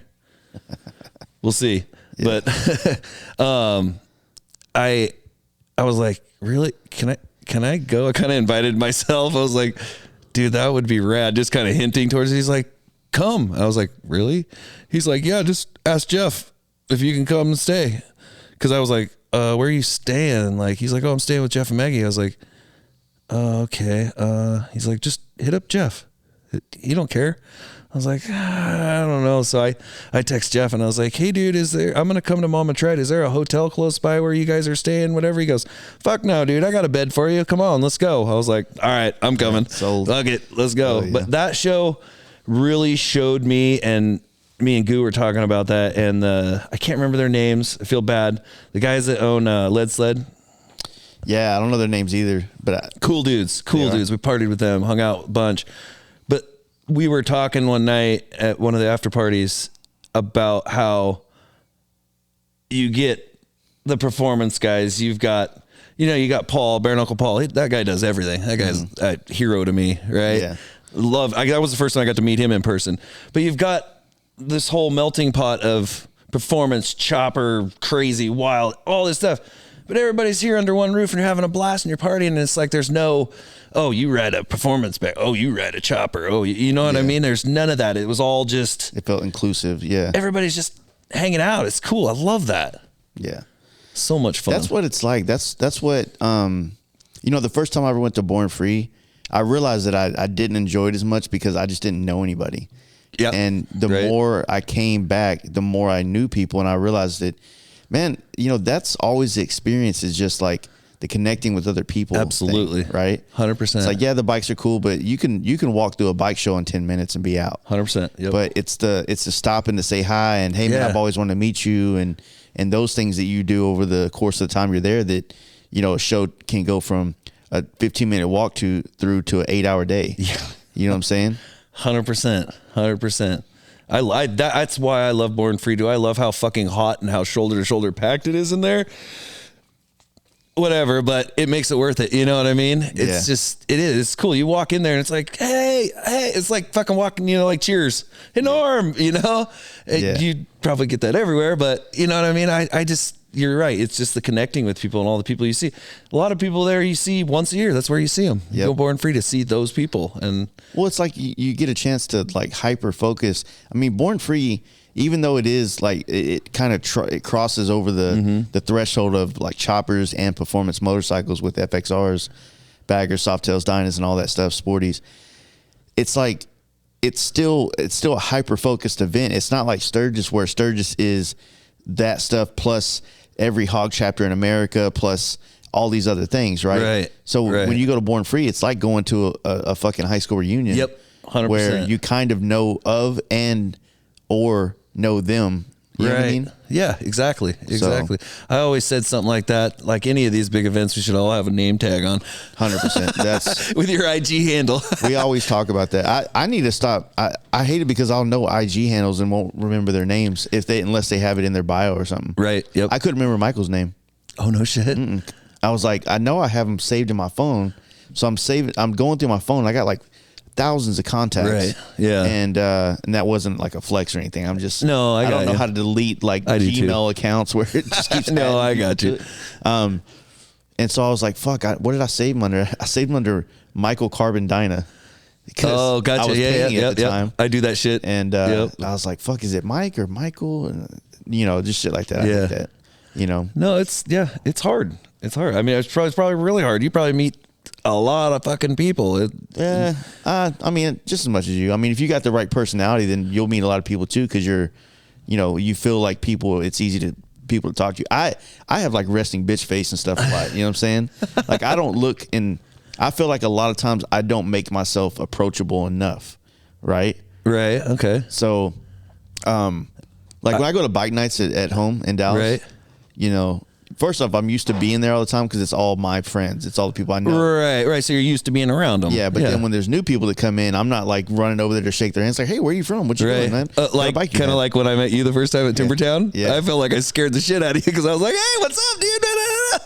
That's how I am. I'm just like, oh shit, did I scare the guy? So when you have that kind of personality, I think that you lend yourself to make much more connections and acquaintances and friends and stuff. Yeah, so. My goal in life is to meet as many people as I can and put a smile on as many people's faces as I can. Hell yeah. Hands down. Yeah, I'm trying to be better at all these aspects. I want to be, put like this. I don't hide my emotions well enough through my face when people come up to me and talk to me about shit that I just don't really want to talk about. Right. I got you. It's like this. I'm such a hypocrite in this stuff. It's like I'll be like, man, people just want to come up to me and talk about bikes all fucking day long. Like I don't have any other thing in my life. I'm like, hey man, did you see that new Softail that just dropped? Right. It's such what kind of T-bars are those? Yeah, bro. Like, hey man, what do you think about this thing? And it's like, I'm the worst. I'm my worst. Like, I'm just bad at it. But I am trying to be better. I want to be more.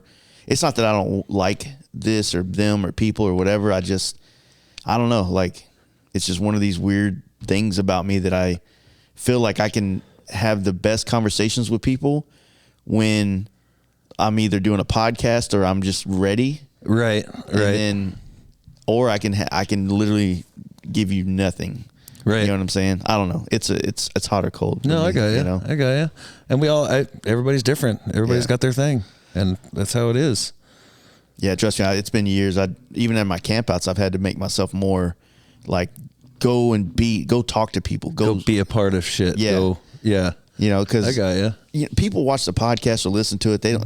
Like this isn't public speaking. There's not an audience behind us except for Homeboy. Right. And it's like there's not.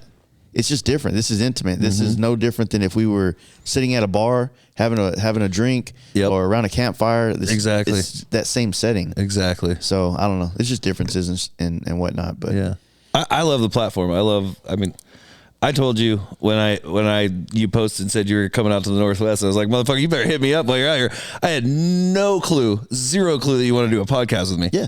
I was like, you're like, yeah, I plan on, you want to do a pod? I was like, what? Yeah. Like, I wish you could see the facial expression I have right now. Cause I was like, fuck yeah, I'd be honored, dude. I mean, yeah. So on the Patreon, I do like I haven't done a good job the last couple of weeks, but I was being more vocal on there and talking like, this is what's coming up. This is what I got lined up. Right. And so I had, I had made a whole message or a whole list of all the people I'm intending to talk to. Right. And one of the dudes, I didn't know he was in my Patreon, but he's like, fuck, you're going to have me on the podcast?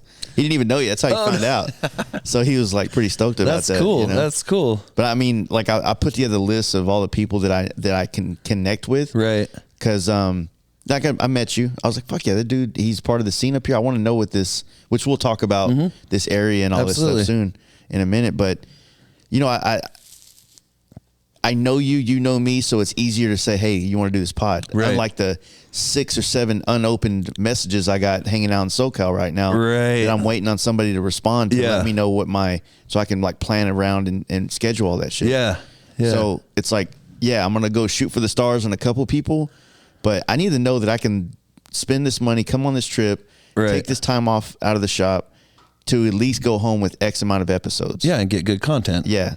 And, not just have people on for the sake of having them on, but like having a real conversation, getting to know something about this area, this person or this brand that I don't know. You know what I mean? Exactly. So, exactly. Yeah. I love it. It's spreading the love. Yeah, for sure. Awesome. So on that note, man, what's up with the Pacific Northwest? Dude, we're ripping and tearing. This shop's coming out swinging this spring. We're going for it. You got some killers in here, dude. And there's 4 or 5 other ones that have been in and out of here, and we're just bigger and bigger. The whole Portland scene, I feel like and part of it's hard because it's an hour north and it's Portland, but yeah, a lot of banging bikes up that way too, and a lot of the wheelie guys and Jason Ride Faster Pussies pushing the scene up there. And I didn't know he was up here till I'd already passed through. Yeah. Like I said, he just flew out for a Cruisy's deal, but the scene's it's getting bigger. It's right before, I want to say 18, 19, right around there, right when I had met Victor. Maybe it was 17. I don't remember. Right around there when I personally kind of started, following the performance baggers and built my little performance. I used to call it a performance-ish bagger. Yeah. My 06 Road King with a Road Glide fairing. It was the Crash Glide. It was the one that I got in my accident on, and that bike was great. It took me all over the country, but whatever. I met Clayton, Biker Cowboy, online on Instagram. It was just like following people, and I met him, and I met another kid, Kent, and they both worked at Paradise Harley, and we'd never met each other, and it was Instagram following. Oh, you're in Salem. Oh, you're right outside of Salem. Oh, cool. Let's ride sometime. Yeah. Come up to the dealership. And I remember I rode up there one time, and Clayton used to have these bike nights that was, to me, really the start of the scene was Clayton, and he had these little bike nights. Dude, 10 people would show up, some of them, 15 people. And then I started riding up there, and I had the crashing. I had rebranded by then. I had just restarted. So I'm giving out stickers and, well, what's that? And everybody was supportive. They'd buy the t-shirts and everything. And it just started getting bigger and bigger and bigger. And then Clayton moved away. But we kept it. That was 1 year. Yeah. Clayton got me into flat track racing and everything. Then he moved away. And it was at that point, more and more people met Jason through bike night. And all these people, we just started coming together. And finally it was like, we need to start our own bike night. And it was 503 bike night. And that's been going on. Been going on a couple of years, one a month. And dude, I mean, the kickoff that we had, was it last year or the year before at Timbertown Harley? Dude, a couple hundred bikes. Yeah. I mean, for this area, it's not all performance bikes or whatever, but it's just bikes in general. It's fucking rad, dude. It's just to see all the people come out and support. And now it's like, it's growing and it's catching on here. But isn't it funny how, like, you were talking when Clayton started this bike night up there, you see these people come in here and get inspired, and then you get these brands like, Ride Faster Pussy and all these other things start to kind of blossom from like that one seed that got planted. Right. You know what I'm saying? 100%. And you see scenes start, not that they didn't, like, you always got to like look at it like it's usually things exist, but something has to bring things together to become a scene. Yep. Like, exactly. If there's just a bunch of people riding, Dynas and doing wheelies is all over this place, it doesn't make this scene good. Right. It's when people come together. Exactly. It makes the scene. You know what I'm saying? 100%. And that's how it is.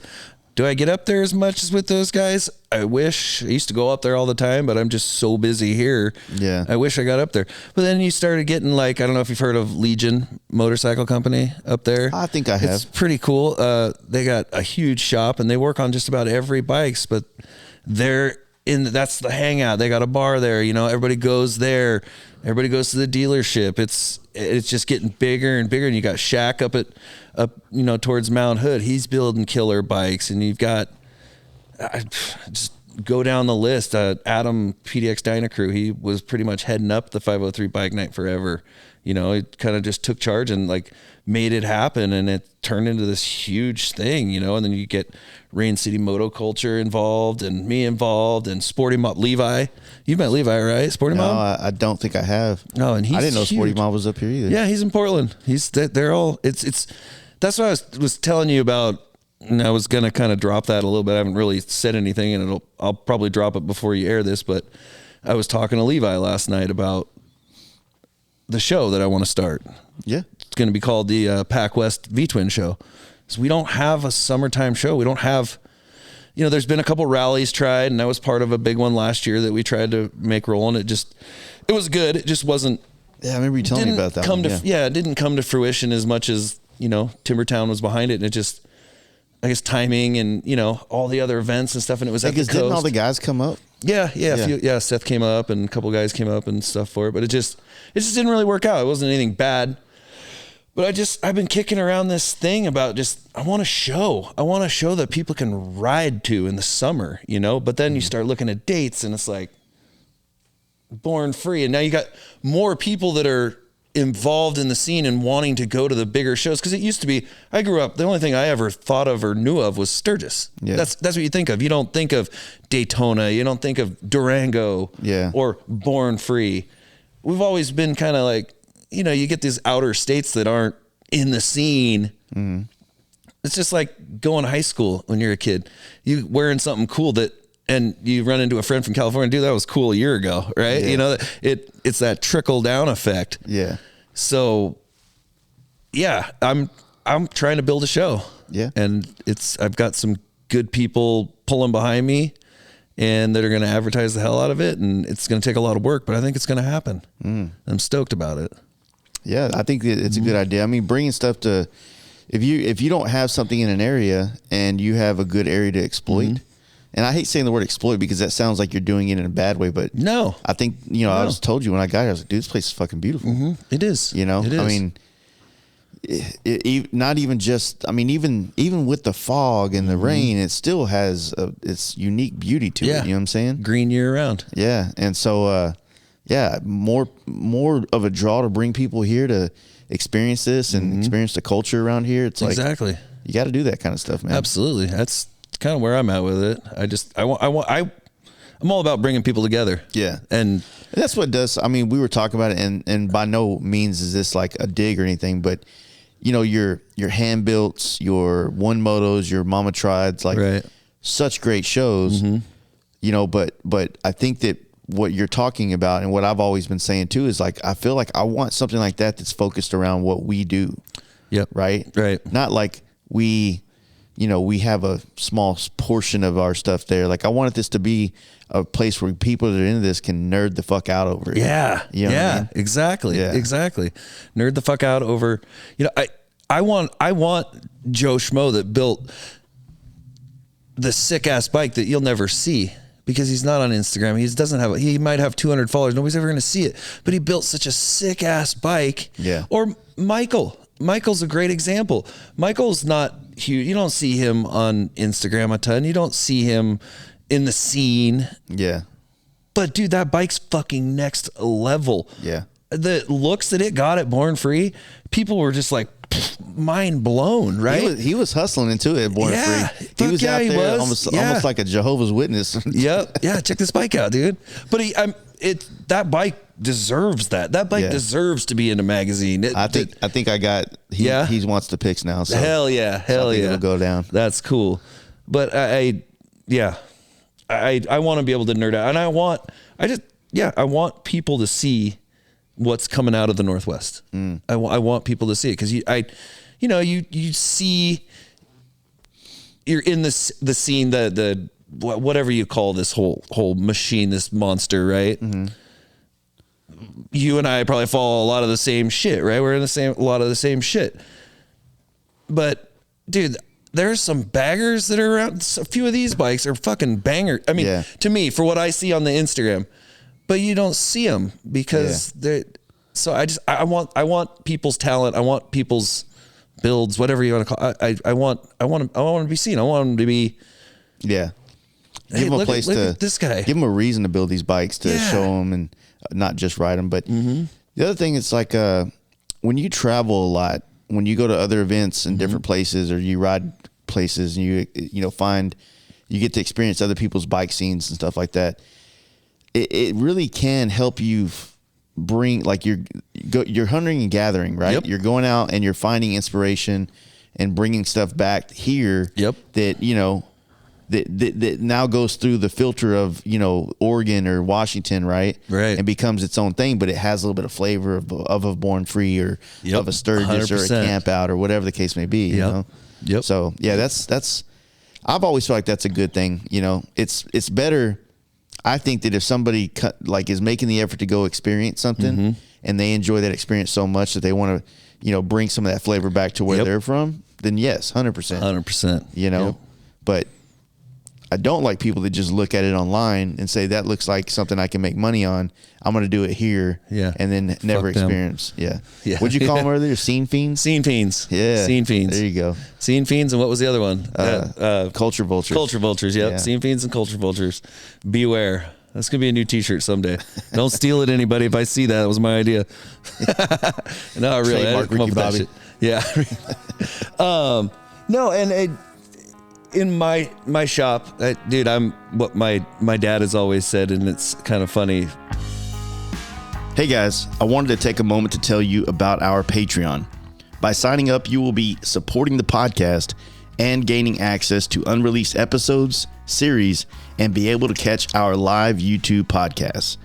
Also, for the foreseeable future, if you sign up under one of our tiers, you will be eligible to win a Simpson motorcycle helmet each month. Hope to see you guys there. Now let's get back to the pod. People, how'd you learn how to do that? What are you doing? And he's always said we're ham and eggers. Have you ever heard that? We're just ham and eggers. We're just ham and egging it. It's like we're just figuring it out as we go, kind of thing. We're no pros. We didn't go to school to do this shit. Mm-hmm. But I'm ham and egging it here. But I'm learning every day. And have you ever met Andreas Geezer Glide or Geezer Engineering now? That guy doesn't know me from Adam, right? And I got hooked up with him through Brett, the Flame Bike, and now I'm a dealer for their parts. But the dude takes his time out of the day. I could text him any day and have a question about how to set up this bike for suspension, and I get a message back instantly. And I've learned so much about that I've turned my focus here, not as much as making them look good, but perform good too. Yeah. So I've been trying to learn as much as I can about how to set up suspension. I want them to look good, but I want them to perform better. Yeah. Right. I mean, it's not me buying all these parts and making them look good. It's these guys, but they ask me, they trust in me to help them put them together, build them, quotation marks, whatever. But you can't just slap this shit on and they're going to ride. Yeah. Right. You got to know how to set the sag. You got to know how to set them up, tuning them and everything. That's been my new thing, is to not only make them look good, to ride good. Yeah. And that's a great skill to add to the toolbox. You know what I'm saying? Absolutely. I think suspension is always I've always felt like I have a hard time with it because I always feel like I need another person there. Yeah. Oh yeah. Just dealing with sag and all that Absolutely. shit. Absolutely. 100%. Yeah. It's all acquired information though. It's not rocket science. You know what I'm saying? No, it's not. It's a I don't even know the word for it. But once you get a bike set up to where it handles, it'll stick to the road. Mm-hmm. Dude, I mean, my bike ain't the fanciest. It's got nice suspension on it and a nice seat and some bars. Like you were saying, I got the bare minimum is set up comfortable, but that fucking bike rails. Mm-hmm. It rails. Because I've took the time to not just slap shit on it and go ride it. You know what I mean? I asked questions and I learned, and I got my YouTube certification. Now I'm working on my TikTok certification. Dude, once I get that, sky's the fucking limit. Yeah, dude. But it's goddamn near a PhD. Fuck, dude, right? No, it's just all about learning. And it's like I was saying about Andreas Geezer Engineering. It's just, dude doesn't know me from Adam, but he's taken the time to just through messages, just teach me some stuff. Yeah. And people in the industry like that, I've never met Booster Brad. Mm-hmm. That guy sounds like he's the coolest guy in the world. Everybody says he's the nicest guy in the industry, right? He's super nice. Yeah. I love people like that will take the time to talk to you and share knowledge with you. Bare Knuckle Paul, dude, sitting there talking to him that Mama tried. God, I was in heaven, dude. I followed that guy forever. Just respect the shit out of him.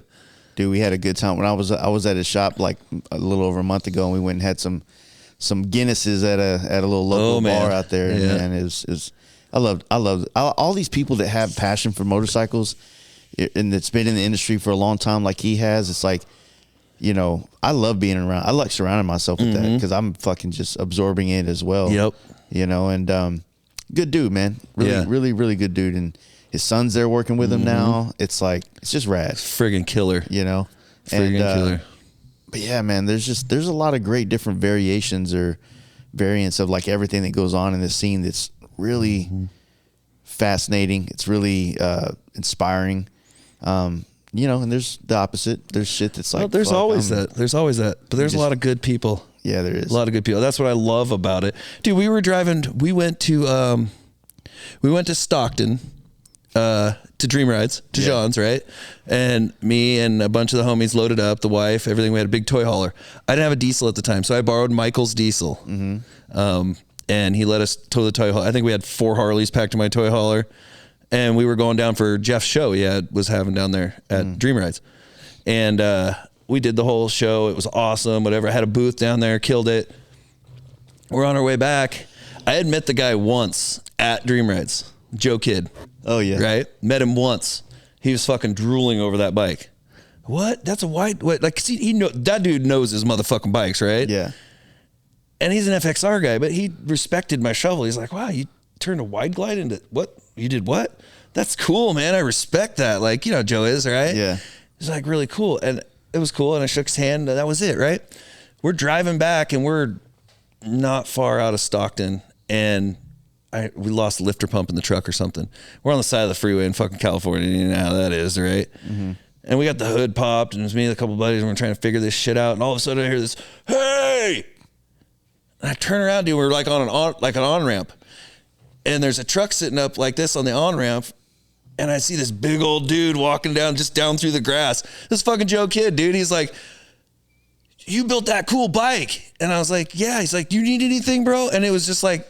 Yeah. I love people like that. That's how he is, man. So now every time I see him, big hug, you know, Joe, that guy's cool as fuck. Community, the world needs more people like that. Yeah, for sure. Happy, cool people that you can just talk to. Yeah, I mean, I'm actually doing a podcast with Joe on this trip. So cool. You know, he's done the 3 official ones at our where I live. Right. He's been on 4.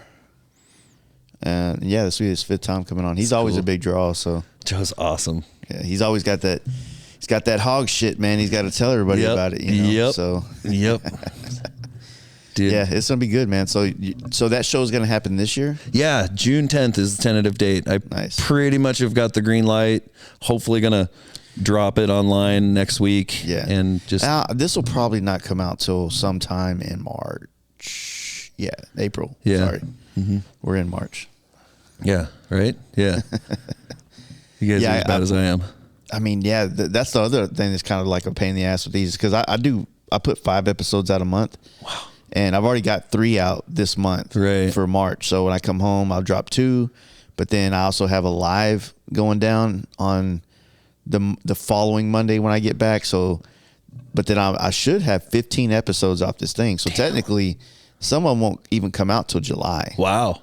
You know? Wow. But see, but that's good though, because that gives me all the content plus the ones that's going to be there. Then you can go ride. And then I can go ride. But then when I ride to Born Free this year, I'm going to go do podcasts again. Oh, okay. With more people like in between. SoCal Born Free? Yeah. Oh, fuck yeah. Cool. Yeah, dude, for me, that's like something I really want to make every year. Yeah. Like Born Free, you know, and Sturgis are my 2 like musts. Right. You know?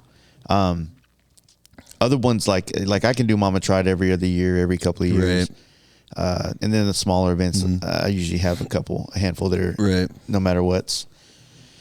Daytona, I don't give a 2 fucks about. No, I've never been I've been to Daytona, but not for the. Yeah, I don't know. Some people, that's their. It's their thing. Yeah. And that's fine. They love it. That's cool. Yep. Yeah. My next 2 bucket list is Born Free Texas, but top is your guys' campout. Thank you. Ever since you guys started that, it's just like I gotta make that happen. I gotta figure it out. Man, it's weird because it's like the politicking that we do to try to get people to take that chance.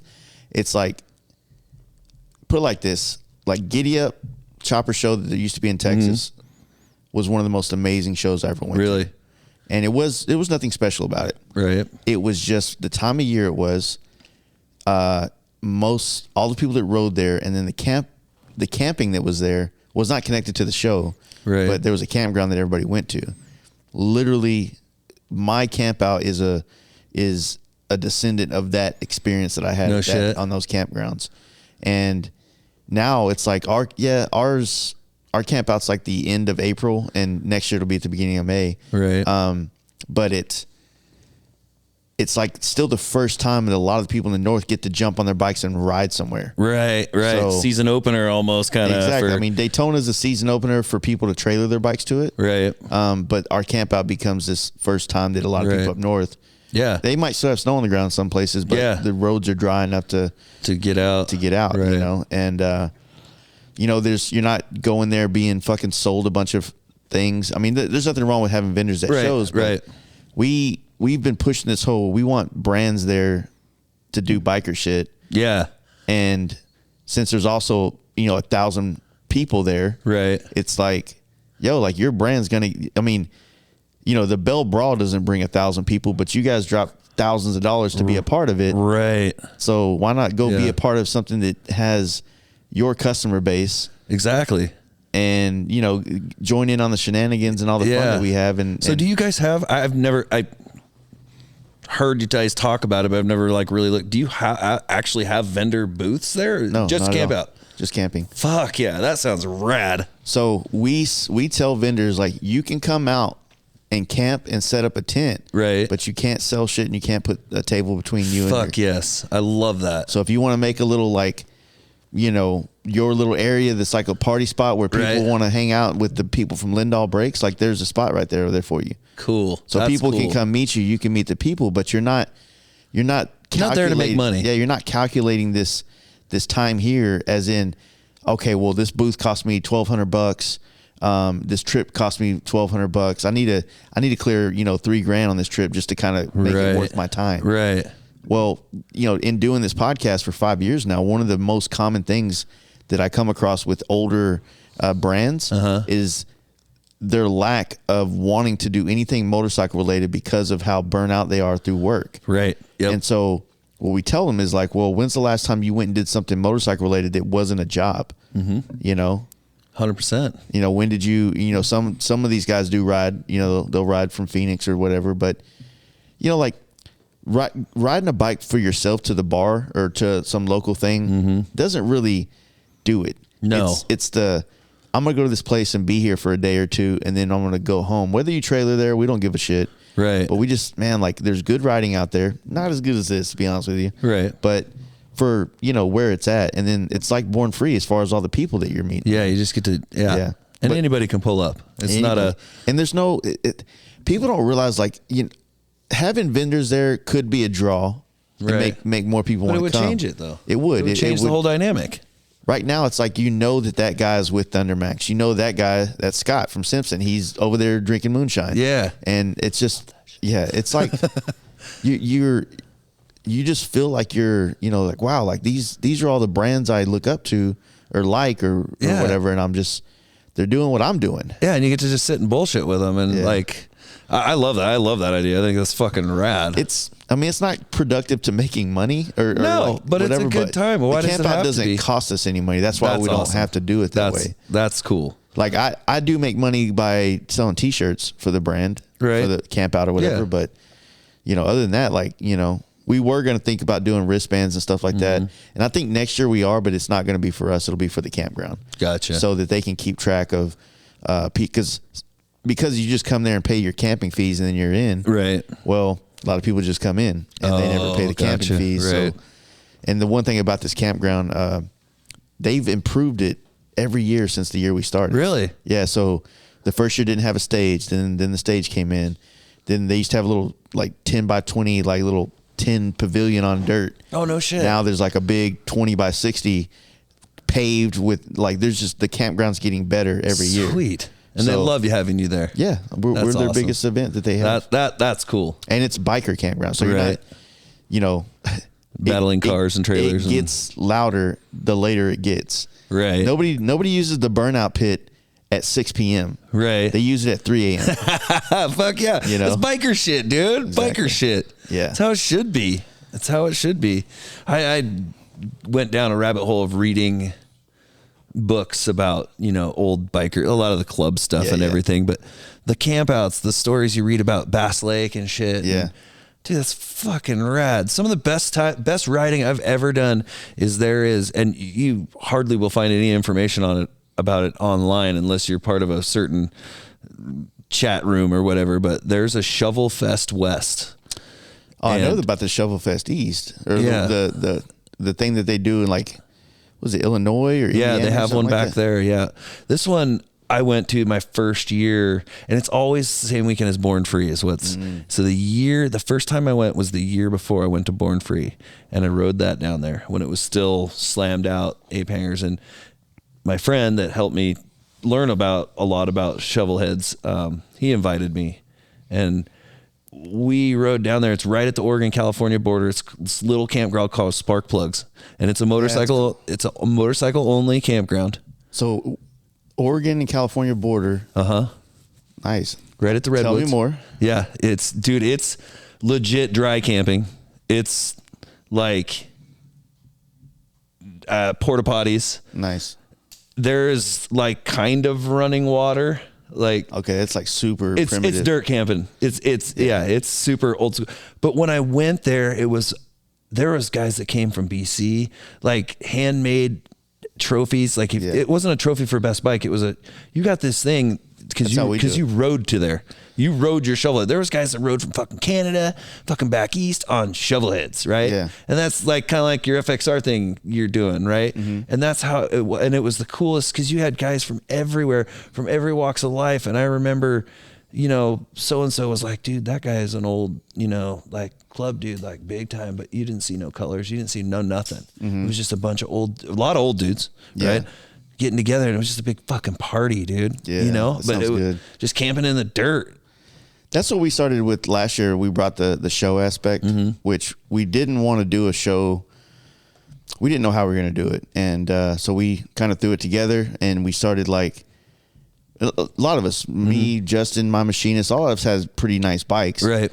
And we put them out there, but we were like, man, like we just started y'all bring y'all's bikes in here. And, because we realized that we didn't want to go give the trophy to like our friends, what I mean? Right. We started walking around, and you're talking to these people and their bikes, where they're from. Yeah. And then so you start hearing like some kind of context or some story to it. Yeah. And then we started giving away the trophies to the people that we almost like them more than their bikes. Yeah. You know what I mean? Yeah. My buddy Big Trouble, like his whole premise of his bike show thing is yes, he does want to highlight some very nice bikes, but he's also highlighting the people. Yeah. And how cool they are, and maybe there's some kind of backstory or whatever. And it's like, and he loves that shit. He loves like exploiting those people that are just solid, right? That are a joy to be around. And I love that. What like, what it could be like in shows. You can have some dude that's just sitting there washing his bike for the whole time, and is ready to throw the towel on the ground as soon as his bike doesn't win. That's not the attitude you want to fucking have. Nope. So there to show off what you did, and I mean, some people respect it, some people won't. Yeah. So with that, it kind of reminds me what you're saying about the people and their bike. Dude, I could be sitting here right now and trying to change the narrative, talking about my brand, right? Yeah. To make shirt sales. I'm not, because the way I look at it in life, I sell myself. I'm not out there to sell myself. Yeah. But I'd rather be friends with you and, you have a cool brand. Yeah. I want to support you. I'm not going to it's hard to, but like, I respect that, what he trying to do. It's just even with bikes or anything. It's like, you're not putting your bike out there. Like, I got the best bike here. Yeah. Just hang out and be a cool person. And oh my God, by the way, you got a pretty bad fucking ass bike. That's cool. Let me hear about that too. Right. I don't know. I respect the shit out of that. I like that. Yeah, I mean, it's like highlighting the more positive things about, what could exist and stuff. And, like, I don't need to go to a camp out. I don't need to go to anywhere and win a trophy. I honestly never put anything I do in shows. Right. Because honestly, in the grand scheme of things, my bikes aren't done enough to be in shows. My current bikes, maybe FXR and stuff before that. But nowadays, it's like I make my bike look good for the internet and for the road. Right. And, that's it. Like, I'm not, I'm looking for reliability. I'm looking for ultimate coolness and, just convenience of being able to jump on it and go do what I need to do. 100%. 100%. That's like, I mean, trust me, every time I look at my bike, I'm like, all right, let's do a frame off. I'm like, how's that going to fit in the schedule? I don't know how I'm going to do that before this time. And I need a bike to, so it's like, I'm limited to the way, and I had this big revelation about a year ago. I was like, you know what?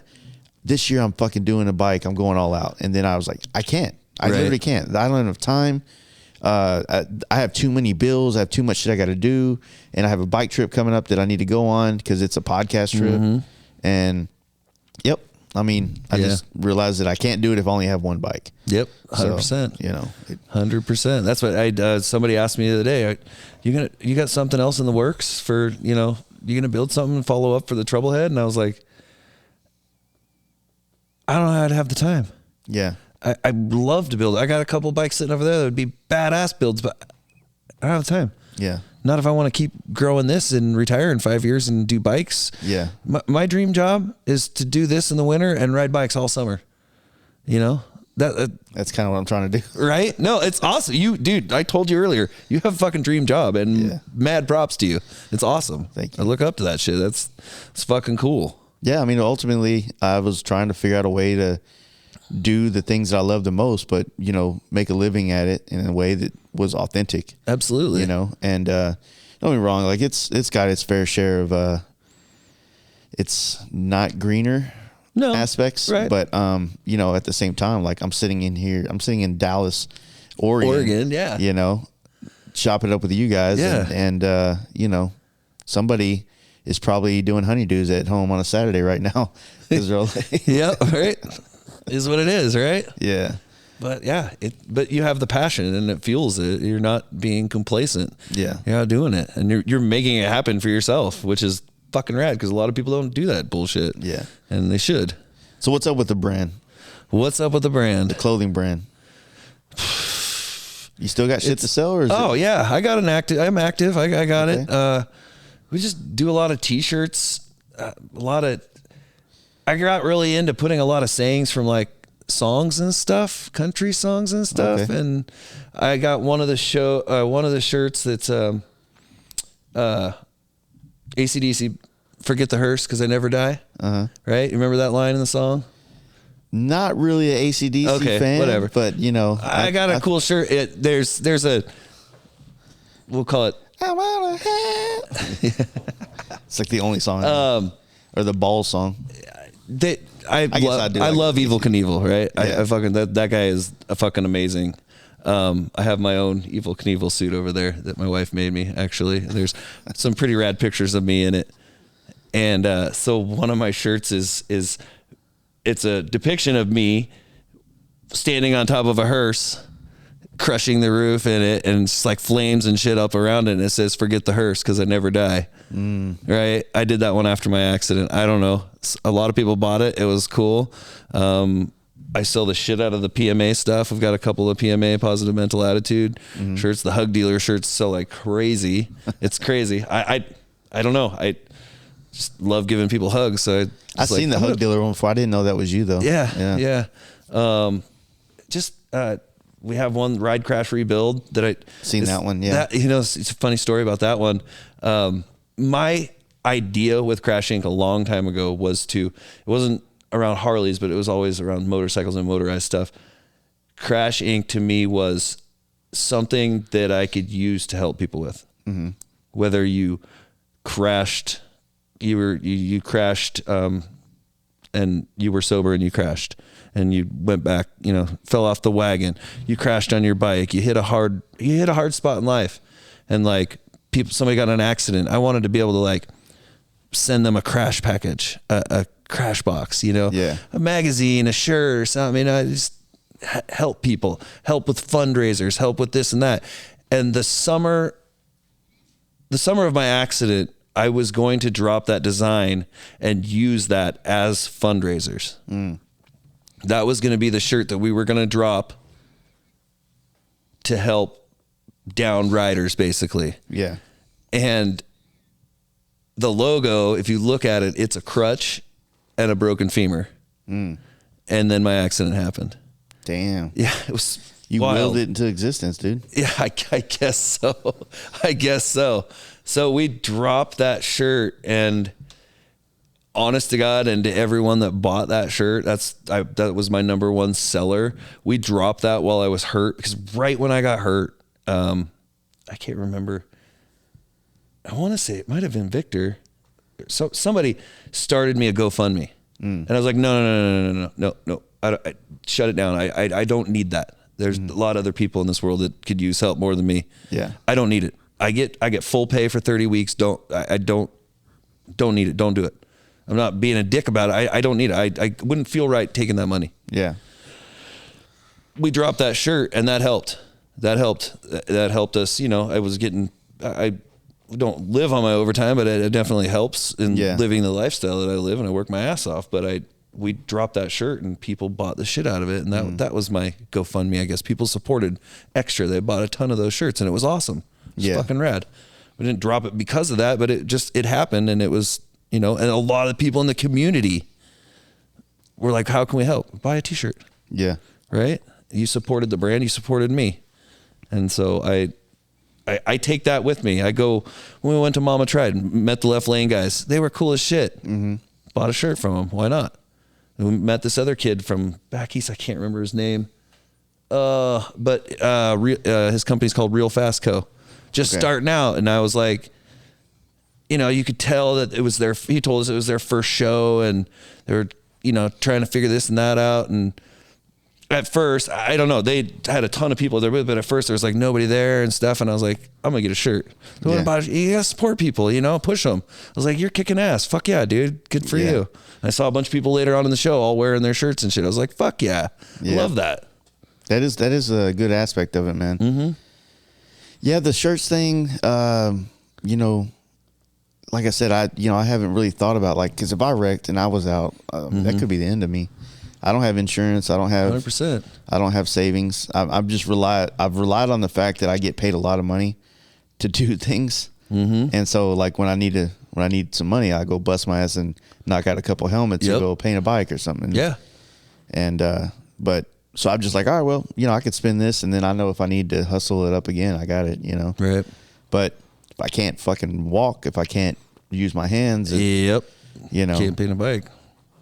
So yeah, there's that aspect that kind of scares me. But I've liked what I've been doing with these, like, kind of like these t-shirt drops. Like I did one for Born Free Texas. You know, like I was telling you earlier, I'm going to do a shirt for the campout that's only going to be available there. Right. I don't like dealing with shipping. I don't like doing all that stuff. So I'd rather just like have them, because no vendors, nobody can sell anything, but I do sell my shit. Right. You know, fuck them. Fuck them. Yeah. You put the show on, you put the work in. Why not? I mean, but I, you know, so I have a camp out shirt, and then I have a Fast Life shirt that'll come out at the camp out that I'm only going to do there. Right. You know, I will take something out of Dixon's playbook. It was cool when he would do these drops that you never could get that again. Yeah. And then if you're a real fan of the brand, the podcast, the paint, whatever, then you know, like, all right, there's a one Fast Life shirt that went out that really only the homies got. Right. And then a couple people that actually, because I only had a handful left that I put online and people bought them. Right. So it's like and I'm never doing that again. And then the Born Free shirt, you know, you kind of had to be a Born Free, but I have quite a few left over, so they're going to be for sale at the camp out as well, but for cheaper price, you know, obviously. And then I'll do these two. I got some designs coming, and eventually I would like to kind of do these kind of drops like this, and then I should have all my things in life that I've been trying to solve done by the end of this year. Right. And then full, you know, I plan on next year having a full online store with shirts, awesome. Gloves, like things for the rider. Absolutely. Absolutely.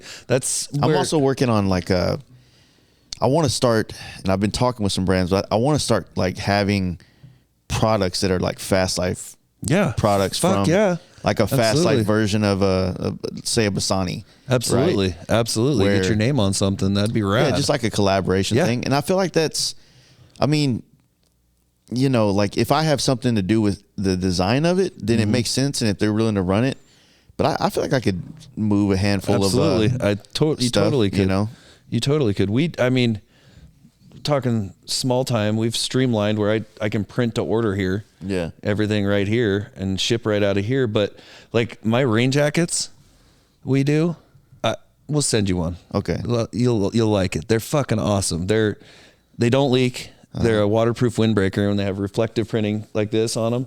They're fucking rad. I haven't had one complaint about them, but we directed those towards the rider. Yeah. We found I actually found the actual jacket I mean, it's not manufactured for us. It's a jacket you could buy a blank anywhere. Yeah. But we take the time and put the cool reflective and make them cool and whatever. I found that jacket. We have a clothing program at work, and we work outside, in the rain. And one day was like, I need a jacket that I can throw over a hoodie or just throw on a spring day when it's pissing rain and not get wet in. And I was like, dude, that jacket that I have at work is fucking perfect. And it looks good. It's got a zip off hood. The hood's thin enough that you can wear inside your helmet if it's really raining, then the rain doesn't go down your neck. Yeah. And I took it to a lady that I know that does like this real custom printing. And I was like, do you think you could print on this without melting this jacket? And she's like, yeah, let me try. And we tried it. And dude, I sell more of those things. Nice. It's rad. And we're working on some pants that match it, but you know, ask anybody that's bought one if they have zero complaint about it. They're fucking awesome. They're long enough in the arms. Yeah. Roll That's up kind real of cool tight. to like find things that, to take the t-shirt stuff and take it to the next level where, you are kind of creating more unique products that kind of solve a problem. 100% for the rider. Yeah, for the rider. I like that idea. For the rider. Do you have any gloves I've tried? Yeah. It's like, I love thrashing gloves because they fit really good and they fit your hand really good. But then I like the Odin gloves because they're heavier duty. But I like these gloves, and like I've never found the one glove that has exactly all. You know what I mean? Yeah. Like I wish my thrashing gloves had the magnets from the Odin gloves. Yeah. And I wish the Odin gloves were a little bit like the heavy hitters were just a little bit longer, like the thrashing. You know what I mean? Like Yeah. I'm I'm a thrashing gloves guy. I've got like 4 pairs of them. Yep. And I just like simple gloves. Like I never used to wear gloves unless it was like cold. Right. And now I just love it. You know what I mean? My new favorite gloves, I'm really excited. I haven't even ridden with them, but I'm excited. Is Scott hooked me up with a pair of their Simpson, the fist ones. Fist ones? Yeah. Yeah. And I know I probably shouldn't say this, but I'm just like, I told him, I was like, I bought, we got Simpson gloves, but I just can't do all this fist logos all over. Right. It's like, bro, you gotta, this is y'all's glove. It needs to be y'all's glove. You know what I mean? Yeah. It's like, yeah, well, they're doing it for us, and blah, blah, blah. Right. I love Scott, but that's the only gripe I have. No, I got you. I've ridden with it. I've got a pair of those. They're pretty good. There is one gripe. One of the seams in like in between your thumb and your pointer finger.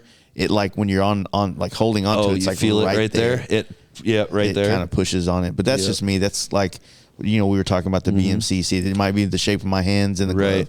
So it might not necessarily be a flaw in the glove, but dude, I love, that's all I wear is thrashing gloves in the summer. Obviously I can't wear them in the winter out here, but I got some of their winter gloves too. They're pretty You like decent. them? I haven't tried them. Man, I Harley sells like these leather gloves that are lined, have no holes in it, and they fucking are amazing. Now, are they, let's go ride for 2 hours in 30 degrees? No. Right. But, if I need to rip 30 miles down the road in 30 degrees, I'm going to be okay. Yeah. Exactly. We do all that freeze out shit where we're from. I don't know if y'all have that up here. Freeze out. Is that heated stuff or no? just... It's we don't really never really need heated gear down there, but it'll get in the 30s. But freeze out is like, say, cycle gear. They sell it, and it's just like Under Armour type stuff that you wear underneath your clothes. Oh, but okay. It's Works pretty good. Yeah. Huh. I'll have to check it out. Pretty cheap. You can get a whole fucking body set for everything from head, glove liners, boot liners, Really? jacket, pants. You can almost get everything for like $150 or less. No shit. And it's high quality shit. I've had mine for like 3 years now, and I haven't. I'll have to check it out. I was just telling myself the other day. It's called freeze out or warm. It's like they changed the name a lot, but it's sold through Cycle Gear. Really? And almost every one of them always has the shit laying around in stock. So I'll have to check it out. That's I told myself this year I haven't ridden as much this winter as I'd like to. Just been so busy working on all the bikes, but this year was going to be the year I was going to buy myself heated gear. Yeah. I never thought I'd get to that point ever.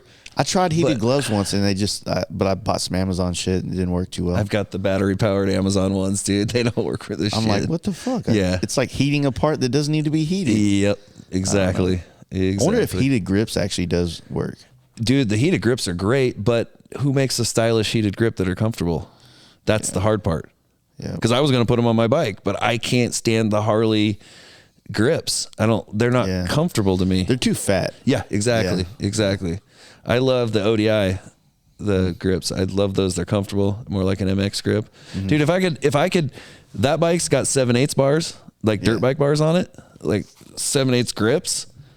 If I could do every bike like that, that's the most fucking comfortable grip of handlebar because it's tiny and it's just like I got huge got hands, more control over it, dude. It's amazing. If I could do that to every bike, I'd love it. Yeah. So what's so anything on the list coming up that you got ripping and running to? Just that I'm ripping and running to. We're gonna do Live Fast Rally. I'm gonna catch up with Roji and them after their roll ride. They're coming back from I can't remember what state was it, Pennsylvania or something, Poconos or whatever that big rally they're doing. They're doing their whole cross country ride. They're coming back down through Washington, Idaho, and I'm gonna ride out, meet them in I think Idaho, and then from there ride down. I think it's camp one night and then stay in a hotel in Atwater, right by Vic's house. Hang out with Vic. Yeah, and then I think we're gonna ride with all of them down to Live Fast. Do Live Fast, bomb home, have a week to get ready for the show that I'm putting on. Yeah. That hopefully by the time you air this will be green lighted and we'll be next week's the factor, but I'm pretty sure it's going to happen. Yeah, yeah. And then then the 2 more week and a half, then it's Born Free. Mm-hmm. We'll do Born Free, come home. Amber and I always hit a lot of country concerts and campouts in the summer. That's our thing. So we'll do the Jamboree. I don't know. I'd like to do Sturgis, but that ain't going to happen this year. I've never been to that. I've been through there, but not during the rally. Mm-hmm. And then we'll do Four Corners. And Four Corners is usually our big end of the year trip. We ride a lot beyond that, but it's a gamble here in the weather. You know, we ride year round, but to really get out and have enjoyable plans. To make plans to do something, probably. Right. It's a little tougher. Yeah. And then we'll probably do the Mile Monsters again, which was later in the year. So we do that, the 1,500 miles in 36 hours, which is brutal. But yeah, that distance riding is something else. Y'all stop and sleep on those when you do it? We did on that one. We did, because we did a 1K in a day and the 1,500 miles in 36 hours. So we did the 1K in a day, slept in a parking lot for a couple hours, got up, and then did the rest of the trip to get our 1,500. Mm-hmm. But yeah, that was brutal. That was a brutal fucking ride. But we did 6 or 7, all the mountain passes in Washington in one ride. Damn. It's absolutely just... That's pretty badass. I mean, I would compare some of the views to like the backside of Mount Rainier and shit of like Glacier. Is that gorgeous. So I've only been to Spokane and that White Salmon part and rode literally the Columbia River. Right. That's it. Everything, all the mountains, and haven't done any of it yet. So much good riding out here. So much. We've got, right out the door here. I was telling you earlier that some of the roads out there just like there's one road I call our mini snake. Mm-hmm. It's just I took Roji and Seth on it one day and they were just like, wow, this is so rad. Nice. There's just so much to experience and so much to ride. I mean, shit, if y'all had all like good weather all year long, like California, this would probably be the Mecca. It would be because of the roads. There's so much more of them. You know what I mean? Yep. We just have to deal with a lot of gravel. Yeah. And then if they ever, I know what you mean. Mm-hmm. Well, man, I really appreciate this, man. No problem. Tell everybody dude. about the fucking, where can they find the Crash Inc., the brand, you got the gram, but don't you have a website connected to all of it? Yeah, it's crashinclothing.com. Mm-hmm. There's a link to it off the Instagram, crash_inc, INC. My personal page, it's BC_11, BC11. They're all linked together. Yeah. Not on there as much as I am, but if you shoot me a DM, question, whatever, get at me. You in a bad spot and need to talk, I'm here. Hell yeah. I'll lend a hand, whatever. You want some advice on some suspension or something, get at me. I'm a dealer for a couple of things. People are helping me out and I'm really trying to grow this thing. So, yeah. People like you giving me a chance to be on here, dude. This is fucking huge, bro. I appreciate it. I'm honored. I really am. Thank you, man. No, it's all you, dude. I'm just here. I'm just a fly on the wall in this situation, man. I feel like I'm here. I don't know. I don't know how to take compliments yet, dude. I know. I got you. Like I was telling you what Michael told me last night. I was like, wow. I was blown away. He's like, you're a G in the Oregon Portland scene. I was like, thank you. Like, yeah. I don't. Sometimes I feel like even when I say thank you, I feel like, was that appropriate? Right? Yeah. No. I appreciate you and. still, like I said, you're motorcycle royalty, bro, in this. And you don't have to say thank you, but you are. You know what I mean? And you're respected in this community, and I love it. But you're doing things. You're getting out, and I'm kissing your ass right now. Whatever. You're coming to the little guy, dude. I'm the little guy. I'm the little guy. But you're showing respect and love to everybody. It's not you're not just visiting the, big dogs. You know what I mean? You're mixing it up and showing the love, and that's fucking respectful as shit. So, mad props to you. Thank you, sir. Thank you. Golf clap. Well, Brad, I appreciate it. No problem. And hopefully, man, I'd like to, now that I'm making more acquaintances up here, it'd be really nice to make this place something that I've experienced more of the riding here. Absolutely. Even though it's a fucking long ass way from me. It's like a 2,000 mile one way trip, but it is beautiful up here, man. Make me one promise. Next time you ride up here, I get to take you for a ride. Okay. All right. One time. I think, I was talking to my buddy Bruce, and I think that it might end up going down. He's got a Diney's building, and he has my old bagger. Right. So it might be one of those things where I might fly up here, jump on his bagger now, and then just kind of, bring some podcast stuff, some camera shit, and then just kind of run around and do some rides, and I'm going to officially start my YouTube shit this year soon. I'm saying it so I have to make it happen. You do it. You got to do it. And I think that if that happens and it starts to kind of, cushion financially some things, then I'll be able to make more trips in that vein of just like getting out and getting content. And next thing you know, we're going to be riding around videoing and shit. Hell yeah, dude. That'd be the plan. Yeah. Next time you're here, there will be a bathroom in here. Okay. And my ultimate goal is to I'm going to put 2 Murphy beds on this wall. Nice. Because I love people coming here. I love having people. So anybody out there, dude, if you're up in Oregon and you're riding or driving, whatever, stop in. I got a bed, a bath. We'll have an extra bedroom once that remodel's done in the house too. Come crash. You need a place? I got a tire machine. I got lifts. Yeah, good. Mi casa, su casa, dude. Yeah, I'm definitely going to be riding back up here again, probably next year sometime. This year's already fucking crazy and booked, I hear that.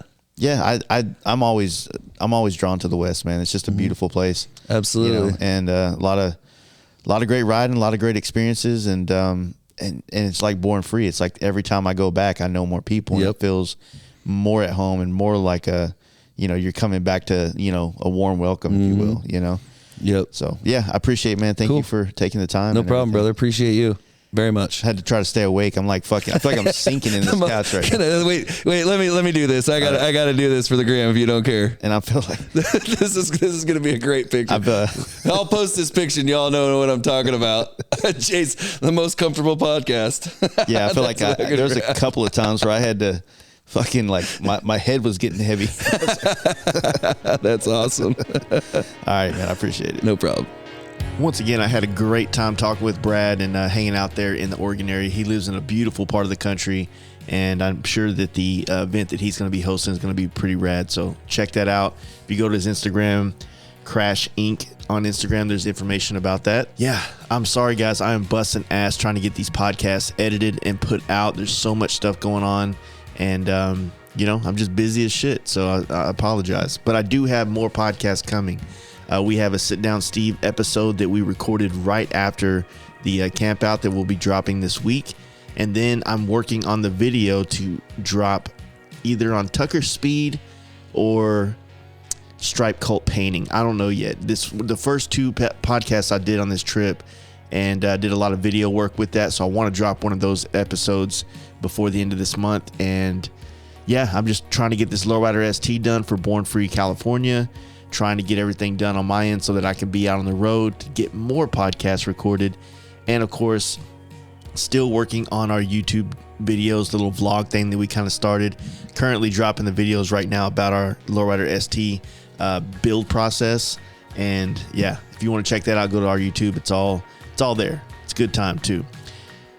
Also, guys, don't forget, check out our sponsors. They're in the podcast. They're in the description below. There's links to everything. Great opportunities for you to get stuff for you and your bike. And if you're in Texas this coming up weekend, Memorial Day weekend, we will be at the Texas Hills Bike Show. Come check it out. It's going to be a great time. It's good to see this event coming back to Texas.